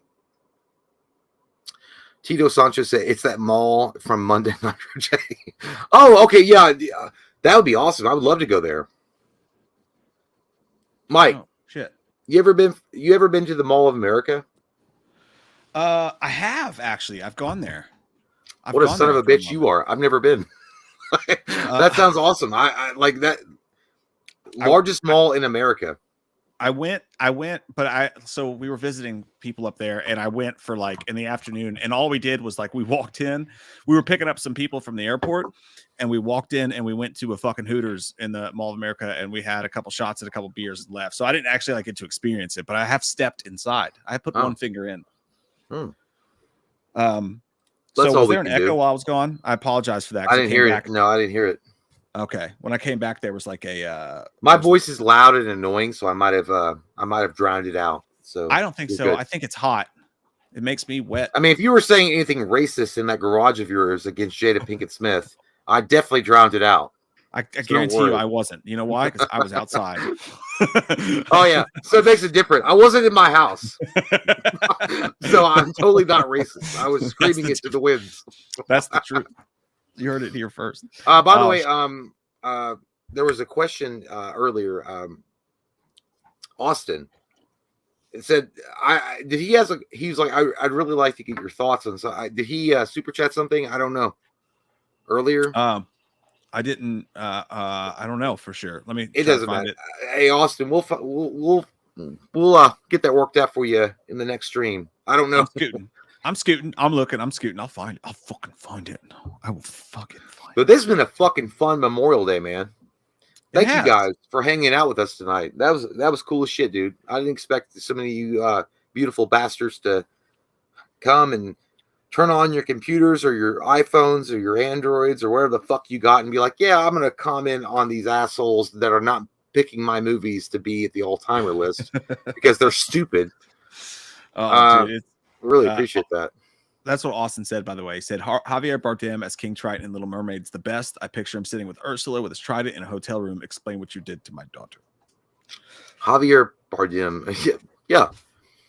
I feel like I would love to see a Little Mermaid movie where it's more serious, where it's like the actual source material, where it's like dark and like more like a gothic horror movie, which is where it started. I mean, The Little Mermaid, by the way, Disney took it and made it Disney, of course.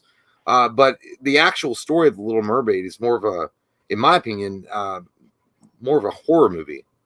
So having Javier Bardem playing King Triton, yeah, that would work. That would actually work in the actual story of The Little Mermaid quite well. So is he in that movie? I think he might be in that movie. I don't know. I haven't seen the remake. What was the last super chat you got to, by the way? Just make sure that we're caught up. My ear's so I caught up on all of it. I'm pretty sure I caught up on all of it. I might have missed no, I missed Gary. I think Gary was a new one, and then Yeah, it was Gary. Gary was the new one. Can't wait for the new Metal Gear Solid and Spider-Man 2 games. Yeah, dude. I did like Metal Gear Solid back in the day. The PlayStation, I played that a little bit. Too hard for me because I'm fucking stupid, but I liked it. I used to play like Splinter Cell and shit like that on PlayStation 1 when that came out. I liked Metal Gear Solid, but the problem with the PlayStation 5 showcase was that they only showed FMV. They didn't show any gameplay. You didn't really see anything at all on how they're going to approach the game. So I'm kind of worried about that, but I'm sure it's going to be fine. But Spider-Man 2, absolutely, dude, it looks insane. I liked how they portrayed Peter Parker when he's being taken over by the symbiote, and he's not like overly evil, which is stupid. He's like just aggressive. He's more aggressive when he's talking to Miles Morales.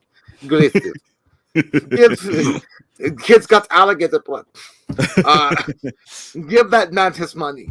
Like he comes across as like a very much more like drunk uncle that you unexpectedly showed up at his house. Like Miles Morales unexpectedly showed up at his uncle's house and he's drunk. He's like, "What do you want?" Like, I love you, but what do you want? Seriously, I'm drinking and I'm watching American Idol. Like, what do you have? What do you have to talk to me about? Katie was putting me through that shit last night. Like a lot of times when we're drinking, we're just hanging out. Like we'll put on, there's no like movie or show we want to watch. We'll just put on like YouTube videos, like music videos, and like watch them shit. And last night she's like, "Oh, I put on the Foo Fighters because they just did their first show without Taylor Hawkins, and it was really sad." I was like, "I'll make you cry," and she's like, "I'll make you cry." And then she threw on a bunch of these random fucking like America's Got Talent and like American Idol clips where they do some sad shit with like some kids or something. I've done that. Yeah. It feels so exploitive to me, but like it still makes me cry. It's 100% exploitive. I've done that to April just on purpose. Like when I've been mad at her, I'm like, all right, watch this kid that can't fucking see or walk.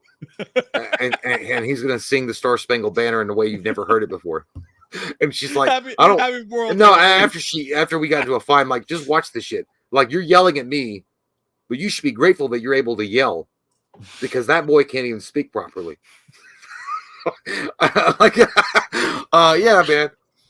Like you can use shit to your advantage, and like you learn that. Maybe spit on my fucking beer, dude.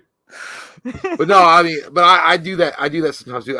What I get a kick on is if I'm drunk as fuck and I'm like in my feels. What I like to do is watch. I watch reaction videos to like either really heartfelt, heartbreaking songs like Johnny Cash "Hurt" or something, and like the reactions and people. And I always look for the thumbnails where the girl or the guy are crying. I'm like, yeah, you better feel what I fucking feel. Or you're not human. Different level. I know. Or when you're watching somebody, like it's one thing if you watch it. No, I want to. No, but I want to feel. I want to see if I still feel like in the song. I want to see if I still feel if I cry. That's a whole new level, dude. I watched the other day. I watched like 5 videos in a row of. I fast forwarded it to the end when they watched Rambo First Blood to see if they fucking made fun of him because he talks weird. That's or wrong. If they were like, that's deep because it's a veteran, right? And he was like suffering from PTSD. Where my friends at? He's all over me. Like I was like, where? And then he's like, get by your fucking legs. And I saw this one douchebag was like, oh, it's like fucking legs. I'm like, you shut the fuck up. Yeah. He said, you bend me. You have nothing to say. But yeah, dude, I do that shit sometimes. I mean, I won't make her watch it because she'll be like, I don't want to watch that shit. But sometimes I will put on music videos or like, you're complaining a lot. But this kid right here literally got hit in the fucking throat by a baseball and he stutters. And now he can do jokes on stage. How amazing is that? Parents to a freak zoo accident. And like I watched I was like, I watched America's Got Talent. This kid literally got hit in the throat by a softball or a baseball. And he just stutters now. And he did a great fucking joke about a drive-through. And about that guy's like he did a great drive-through joke, and then he got a golden buzzer from Simon Cowell, and then you hear the music come on. And it's like "Don't Want to Miss a Thing" by Aerosmith. This guy was born without a dick, and you're fucking laughing. Yeah, you're laughing. Dude, if Simon Cowell really wanted to play up that bad boy angle with his fucking medium gap shirts on, that's what he would do. They would tell like this like super sad stories, like this kid lost both of his parents in a freak Walmart shopping cart accident, and he's been living in a fucking dumpster for 7 years, and he's here to sing the song, and the kid's like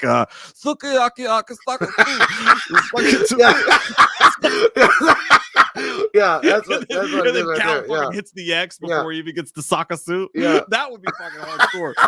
Sukiyaki Sakasu. You suck it to me. I suck it to you. I suck you. Fuck you. Yeah, dude. That's what I got. Like it's so manipulative of what some people will go through. It'd be like, hey, if you don't feel like I feel, I'm gonna play you some shit to make you feel like depressed as fuck, like I am know, right dude. now. They fucking know. Like she showed me one last night where this dude's dad just died, and like already that they're gonna. Like, if they didn't know what they were gonna do, like, why are you spending time with this kid in his living room 2 weeks before the fucking audition? I know, showing his life. Like, they fucking know. They're like, send us your sad stories, and if it's sad as fuck, if it's really depressing, then we might pick you. And then they go on there, and everybody's fucking Katy Perry's wiping fucking fake tears away from. Yeah, Rich is like, I've been there, I've done that shit. I watched that. Dude, I've done shit like she'll be like, I'm like, you should watch this with me. She's like, Jay, I gotta go to work tomorrow. I'm like, you need to get the fuck up. Like these people got up and watched this one video, because they got up off their ass and they had to do. And it'll be like that American Idol video or something. Like it was a garbage delivery guy that was missing his front teeth. It's like I just try to sing my songs. I just try to sing my songs and nobody thinks I can sing them. And then they like sing the song and it's really good. And then Blake Shelton or whatever goes in the back and helps him sing a little bit. And he comes back and he's like, I love you. And he like sings really well. And they're like, really good. And then I'm like, see that? That man had no teeth. It was delivering garbage. And he made something of his life. It's like, I can't have sex tonight, honey. I have a headache. I was like, really? Watch this American Idol video. That kid lost both of his legs in a freak escalator accident. And he got up. So, dude, I watched the video and I was like, baby, you gotta watch this. She's like, I don't want to. No, I'm like, just watch it. And it was like a blind kid that was like paralyzed, or he wasn't paralyzed, but he had like one arm or leg, or he was walking on the stage and his eyes weren't working really well, and he sang like "Come Together" by the Beatles, and he wasn't a great singer or whatever. I was like, you need to watch that shit. You watch that with me right now. Yeah, people it makes me sad, dude. It makes me sad because like you're watching it, and even if they have this great moment where they get up there, they're like, oh, I'm so scared right now. And then like they sing their song and like the crowd's like, oh yeah. And the crowd goes crazy. And the host will even come out. He'll get in the kid's face who's like crying. They just lost their family in like a freak boat accident. And they get in their face. They're like, this is your moment. This is as good as your life's ever going to get.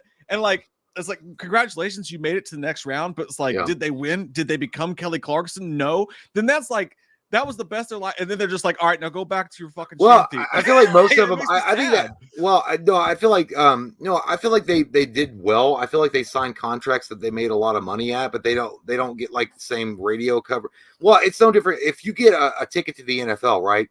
But you're not Garoppolo, you're not Brady, you're not any of those guys, but you've got a ticket to the NFL, you're still going to make money. You're still going to be able to do something.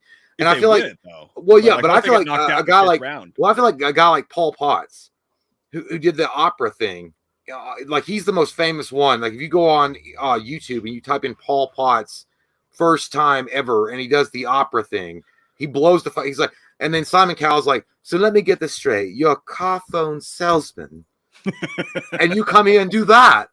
I didn't know at all that you could do that. And Paul Potts and Susan Boyle are the two that I remember specifically. Those guys come out and do their fucking thing and it blows up. But yeah, most of the time when I watch that stuff, I feel like I just get in my feels and then I'm like, I want to fucking cry. I want to fucking cry and I want something to make me fucking cry. And when it makes me cry, I want you to cry. So I'm going to get somebody near me, and if they don't cry, they're soulless demons from hell. This is the problem, though. The person you're showing to has to be equally as drunk as you are. Because if like you're just sitting there like drunk crying, and they're just like, I know, yeah, it was sad. You're like, but when you look at them and they're not crying, and you're like, what the fuck, dude? Like you obviously have no soul inside of you. You have no soul. I don't know what part of like getting drunk it is that you reach at a certain point in the night where you're like, I want to. It's true, man. Like I want to fucking feel, and I do that. Sometimes I get too drunk, and I'm like, no, let's talk about every bad thing that's ever happened to me. I know, like you're having a good night and you're watching the show, but like, can you stop and talk to me about all of my dark demons because I want to cry? And then you do, and you also get weird too. You're like, I think also might have been a Jedi Knight. I think I could have done things. I think that I could have done things in the universe of George Lucas. I think that I'm actually a Jedi Knight in the real world. I mean, like, what the fuck are you talking about? Like, no, I'm just saying. It's possible. 100%. Yeah, but dude, it's weird. Like when you get drunk, especially I feel like guys do that more than girls. I really do. I feel like guys, because guys hold shit in more than girls do. I feel like guys get into when they get drunk and then they have their feelings more exposed, like a raw nerve, and they're like, I just want to feel something, and then they start looking shit up to make them like fucking like cry or something, and then when they start crying, they feel vulnerable. So they call their wives or whoever their significant other is to the room. And if they don't do the same thing, they're like, you're a heartless bitch. It's true, man. It's true. Like, I don't know what it is about that certain point of drunk you get to. You're like, I need to cry today. Like, maybe it's just like, it's just the only time that you can truly feel. Maybe. Austin said, I'd put Major Payne up against any horror movie villain. I'm just saying, dude, imagine that. That's right. Major Payne versus Michael Myers. He's like, that shit feels good. The next time that you don't answer me when I talk to you, I'm going to put my foot in your ass. Is that understood, dummy? You do your dirt. Michael Myers gives him a pink cupcake. He's like, oh. All right, my little Brussels sprouts, uproot yourselves. He's like, you won't raffle. Oh shit. Barb, by the way, whose idea this is a great clearly Barb, it was too good of a fucking idea because we got all fucked up shit. I've been listening on the road home and cracking up. Thanks to Last and keeping me alert. Looking forward to part 2. Yeah, it's gotta happen. No problems. It was too good. You touched the sun, dog. Joey Shake 72. Dude, I feel you. I've had shaky hands my whole life. I've been in middle school, like eating a bowl of soup, like I can't get it in my mouth. Everybody's making fun of me. Doctor told my mom it was a neurological disorder, and she was like, nah. And then I never figured it out. So maybe I'll die. You were just nervous, asshole. Oh, supporter for years. What's your take on the next Halloween movie? Do you think that this is it, or do you think it's due time? In due time, Halloween will be back. Love you guys. Love you, man. Thank you, man. I think it's going to be coming back in due time. I don't think it's it at all. And we've already talked about this in pretty great detail. I feel like, well, this Blumhouse itself has come out. Jason Blum, they want, they did their story, they did their trilogy, and now they want to see what another director and creative team will do with the Halloween franchise. So absolutely not. It's not the end. It's just a stopping point. And then another studio will pick it up, and then we'll have a new Halloween. So I'll tell you what, man, something else I thought about too. If that Exorcist trilogy comes out, and apparently from the test screenings, I don't know, I don't want to say anything bad about it, but like apparently from the test screenings of David Gordon Green's Exorcist, people were like, that fucking sucked ding dongs. Now you never know with these sorts of things, so maybe that's just a hateful thing. But if that movie comes out and that trilogy comes out and it bombs, I think studio heads are also going to be like, well, that guy did the Halloween trilogy and it still made money. So like, what if we put somebody else on the Halloween trilogy? I just feel like, you know what, personally, I feel like it was such a dumb, like idea and adventure to do the Exorcist at all. That's just dumb. If you're gonna do it, you got to have a great fucking. You got to have it. Yeah, you got to have that shit down to a goddamn science. I mean, it's got to be so good that Albert Einstein would come back from his grave and be like, I should have done that. We liked Halloween Ends enough, like for what it was, but like you can't do that with Exorcist. Like the Exorcist, if you're gonna do it, it's got to scare people. It has to be scary. You can't tell some fucking indie story with the Exorcist. You got to make a scary fucking movie, and I hope that they do. I really do. But no, I think obviously Halloween's gonna come back. I'm actually surprised that we haven't heard a fucking titty fart about anything in the makings. They're letting that shit percolate. There's definitely a studio that's already probably in talks with the COD to get the next rights to do it. But they're letting everything percolate and move on from ends before they launch that shit. Yeah. And again, like nobody even knows who's going to get the contract next because Blumhouse had it last. I personally hope somebody else gets it. I think Blumhouse had their time and it was a good time, Danny, but I'm ready to see what somebody else does. Maybe put a darker spin on it. Maybe go for fear over fan, I enjoyed it, but like, I think, but that's a great question, man. Or move it out of Haddonfield. Yeah, 100%. Just and away from Laurie Strode as far as you can fucking get. Like Lucas K. Thanks, buddy. Says there are days that are harder to be here than some, but any day I get to see you guys, the day is a little bit better. First time, long time. Sometimes I don't think you guys know the impact you have. Hey, man, what a sweet comment. Thank you so much, man, and we really appreciate that. To be honest, no, we probably don't know. We just think we're two assholes on the internet from Kentucky that are fooling around with joking with each other. But those kind of comments right there, thank you, man. Really, that means a lot, more than you know. Thank you, man. Yeah, 100%, dude. And that's the truth, dude. I think you guys mean more than you guys know, because the fact that anybody is going to sit around on a fucking Memorial Day when there's hot dogs to be had and pools to be swimming. We don't have any pools to swim in today, which is why we're here hanging out with you guys. You guys are doing the service to us 100% clearly. Fucking, it's amazing what you guys do for us, Lucas. But I really appreciate that. It's a super sweet thing to say, man. And thank you, man. We need to hear it sometimes too. So thank you, dude. And I hope you have a great fucking night. Because you made ours a little bit better. You know, there are days, and I love what you said. There are days harder than others. That's 100% accurate. Oh yeah. There's always going to be shitty days. There's always going to be days that you wish you could take back or do over. But guess what? You wake up the next morning. Fuck it. You got another chance. So that's how you got to. That's how you got to do it, man. That's how you got to do it. You fuck up the night before. You do it the next morning. Do it better.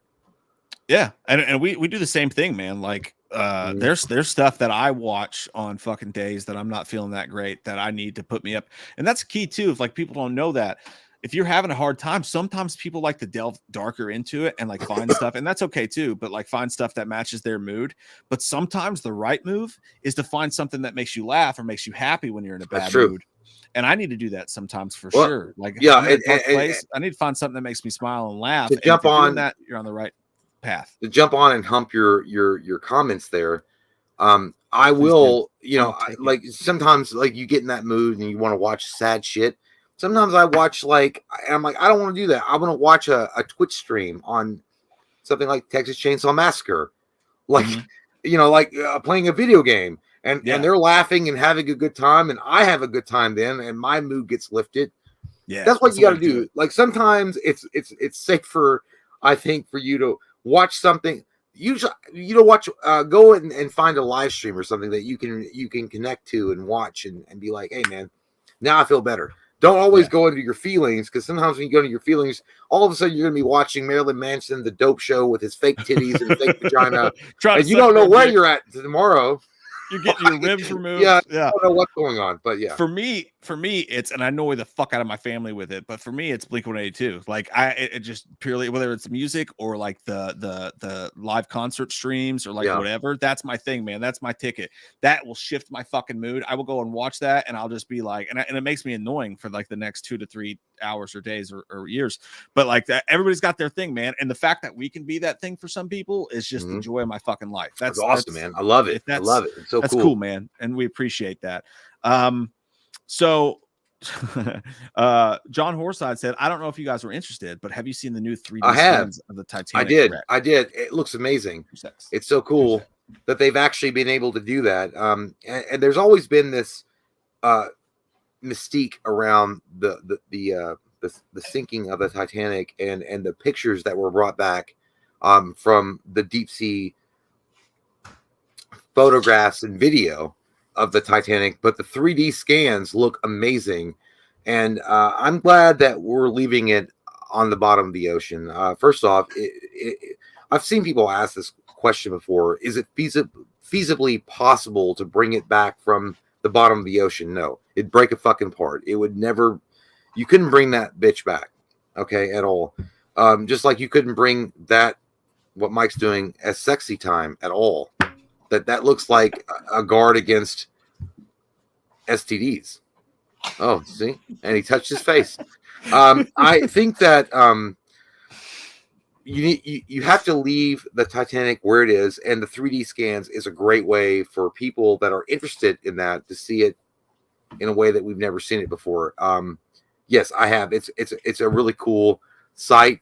So if you guys don't know, John Horside has said it correct. If you go on Google and look up 3D scans of the Titanic, that's a new story, and it's actually a positive story from the news, which you don't get much anymore at fucking all. No. You get some really cool images of the Titanic, which has always been a interest of the global community, not just American people, but the global community has always been interested in the Titanic. So yes, I've seen it. It's great, John. Dude, I'm so fucking glad that you knew what the fuck John was talking about, because I have not. I hate the Titanic. You know why? Because that movie sucks. I thought you were saying because Leo died, and you were like, I just wanted to suck his dick. They could have fucking saved him. So it's just like, well, they could have. Yeah, maybe. Like, no, you literally could save him right now. So disappointing. I'm glad you fucking knew, though. Tony Chat, movie D969 Blomfield, while drinking this juice in the hood, said, I think you forgot my super chat. Oh, I thought I read yours earlier, man. I'm gonna scoot back. Unless you did another one, but I swear I did. I swear to God, I did. He said last one I saw from him was this one here. Tony movie. I answered your shit for sure. Oh, shit. As a call, but I will say on that note, Jennifer's Body is fucking underrated as shit. I didn't watch it when it came out, but we watched it. I think we did a Patreon review if I'm not mistaken, and it's a sexual good time. And I love Adam Brody. Yeah, I think that's the dude. But for sure, man. Gary, he's like, crab cakes and football. That's what Gary does. I thought the 8-year gap between Jason X and Friday the 13th remake was ridiculous, but it's been 14 fucking years since the last movie came out. Damn, I feel old. Yeah, man. I know. I get you. But what happened with Jason X and the Friday the 13th remake was that after Jason X, they were only using that movie as a door stopper, because they thought they were going to be doing Jason versus Freddy with Kane Hodder and Robert Englund, and then that fell through, and then they wound up doing something else, and the remake came out years later. But I get you the fact that it was bullshit that it took so long to have a remake, and now we're still fucking stuck without the sequel to that remake, which was awesome as fuck. But I mean, the 8-year gap is ridiculous. I get you 100%. I'm just saying, like, there was a reason I think they did that, because there was a shit ton of legal things going on. There was a shit ton of like backdoor dealing that was going on. So I feel like that's where the delay is. I mean, think about it, man. 2009 was the last time that we had Jason Voorhees on fucking screen at all. Yeah. And also, like, horror, there was we don't have it because of the rights issues, but there was a time where horror did not want Jason or any of that shit to happen. Mm-hmm. Now, because when Halloween 2018 came out, it's like fucking ready for it. Like, they bent over. But I feel like 2009 was the granddaddy of that whole fucking. I mean, 2009 it ruled. Dude. I mean, that movie deserved a sequel. Like, I feel like that was the progenitor of a lot of movies that came out afterwards. 4-letter word.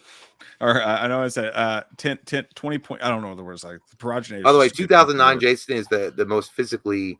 My brother actually sent us a group chat, which is the most physically. I guess what he was trying to say is like. Oh fuck! I forgot to respond to that. That's all right, but intimidating Jason. I thought he meant the masks, but he meant the most intimidating Jason. To me, is the 2009, 1000%. That's fair. That's a fair assessment. Or Uber Jason was pretty intimidating. Well, yeah, Uber. I mean, yeah, but beyond supernatural, the fact that this guy he knew how to use the land. He's fucking built, goddamn monster. Yeah, dude, yeah. The fact that movie ruled and it made money. The fact that it never got a sequel is just fucking butt crazy. Lucas K said, "Wham is like a hug from a loved one when you need it." Oh, fucking. Thank you, man. Thanks, man. You know we're hugging you right now and not definitely touching your butthole. But if you want that to happen. Mm-hmm. You guys to me are way more than a hug. You're fucking fourth base. And if you know what fourth base means, that means someone's coming. That's gross, man. Over to bring you a lasagna. That sounds like a blue waffle. Don't be gross. Brandon Ferguson! What's up, guys? They let me out of work early. Brandon got out of fucking work early. That's a good feeling, dude. Fuck yeah, There's no feeling like that. Time to go to Buffalo Wild Wings and get drunk. Now that's an American man right there. On a Memorial Day, that's an American fucking man. Get it done, son. Get up. Yeah, that's awesome, dude. Buffalo Wild Wings, great place to be if the service is on tap. Last time we were there, it wasn't. It was upsetting, but I don't want to ruin your vibe with my It might not issues. be that way like everywhere. No, I hope that other people have it fucking together. But guys, I hope you enjoy your Buffalo Wild Wings. I hope you guys enjoy the stream. I know we had a great fucking time. It was awesome, man. Thank you guys for hanging out with us tonight. Been awesome. The entire fucking stream has been great. And we got to go though. We got things to do. Mainly pee and poop and look for food. Gotta poop. I gotta find some fucking deviled eggs or something. Where's some celery? Put some salt on it. It's put some steak on it. Hit me again. Put some peanut butter on that bitch. Put some steak on it. There's no such thing. It's a week of sex. I told Big Guy, I was like, hey man, I got you some celery the other day. And he was like, where's the peanut butter? You gotta he dips that shit in peanut butter, like eats it. Like he's like dipping it in hot sauce. Yeah, I get stuck in your fucking teeth, man. But I'll say, by the way, I've cut up some cucumbers. You can dip that shit. It's healthy. It's wonderful. Hey man, I don't give a fuck. We're drunk as shit. It's probably gonna be pizza rolls and goddamn regret tomorrow. I fucking had a donut the other day. It was really good. But no, seriously, you guys, fucking Labor Day for the books here. I feel like I like you said, we had a great time. I feel like Frank in Old School running through the streets naked. His wife's just like, I had a great time. So, yeah, Frank, everybody knows you had a great time. It's like, is KFC still open? I don't know. Is KFC still open? That's a question. It's an honor and a privilege to spend this time with you guys. It's really awesome. Thank you guys.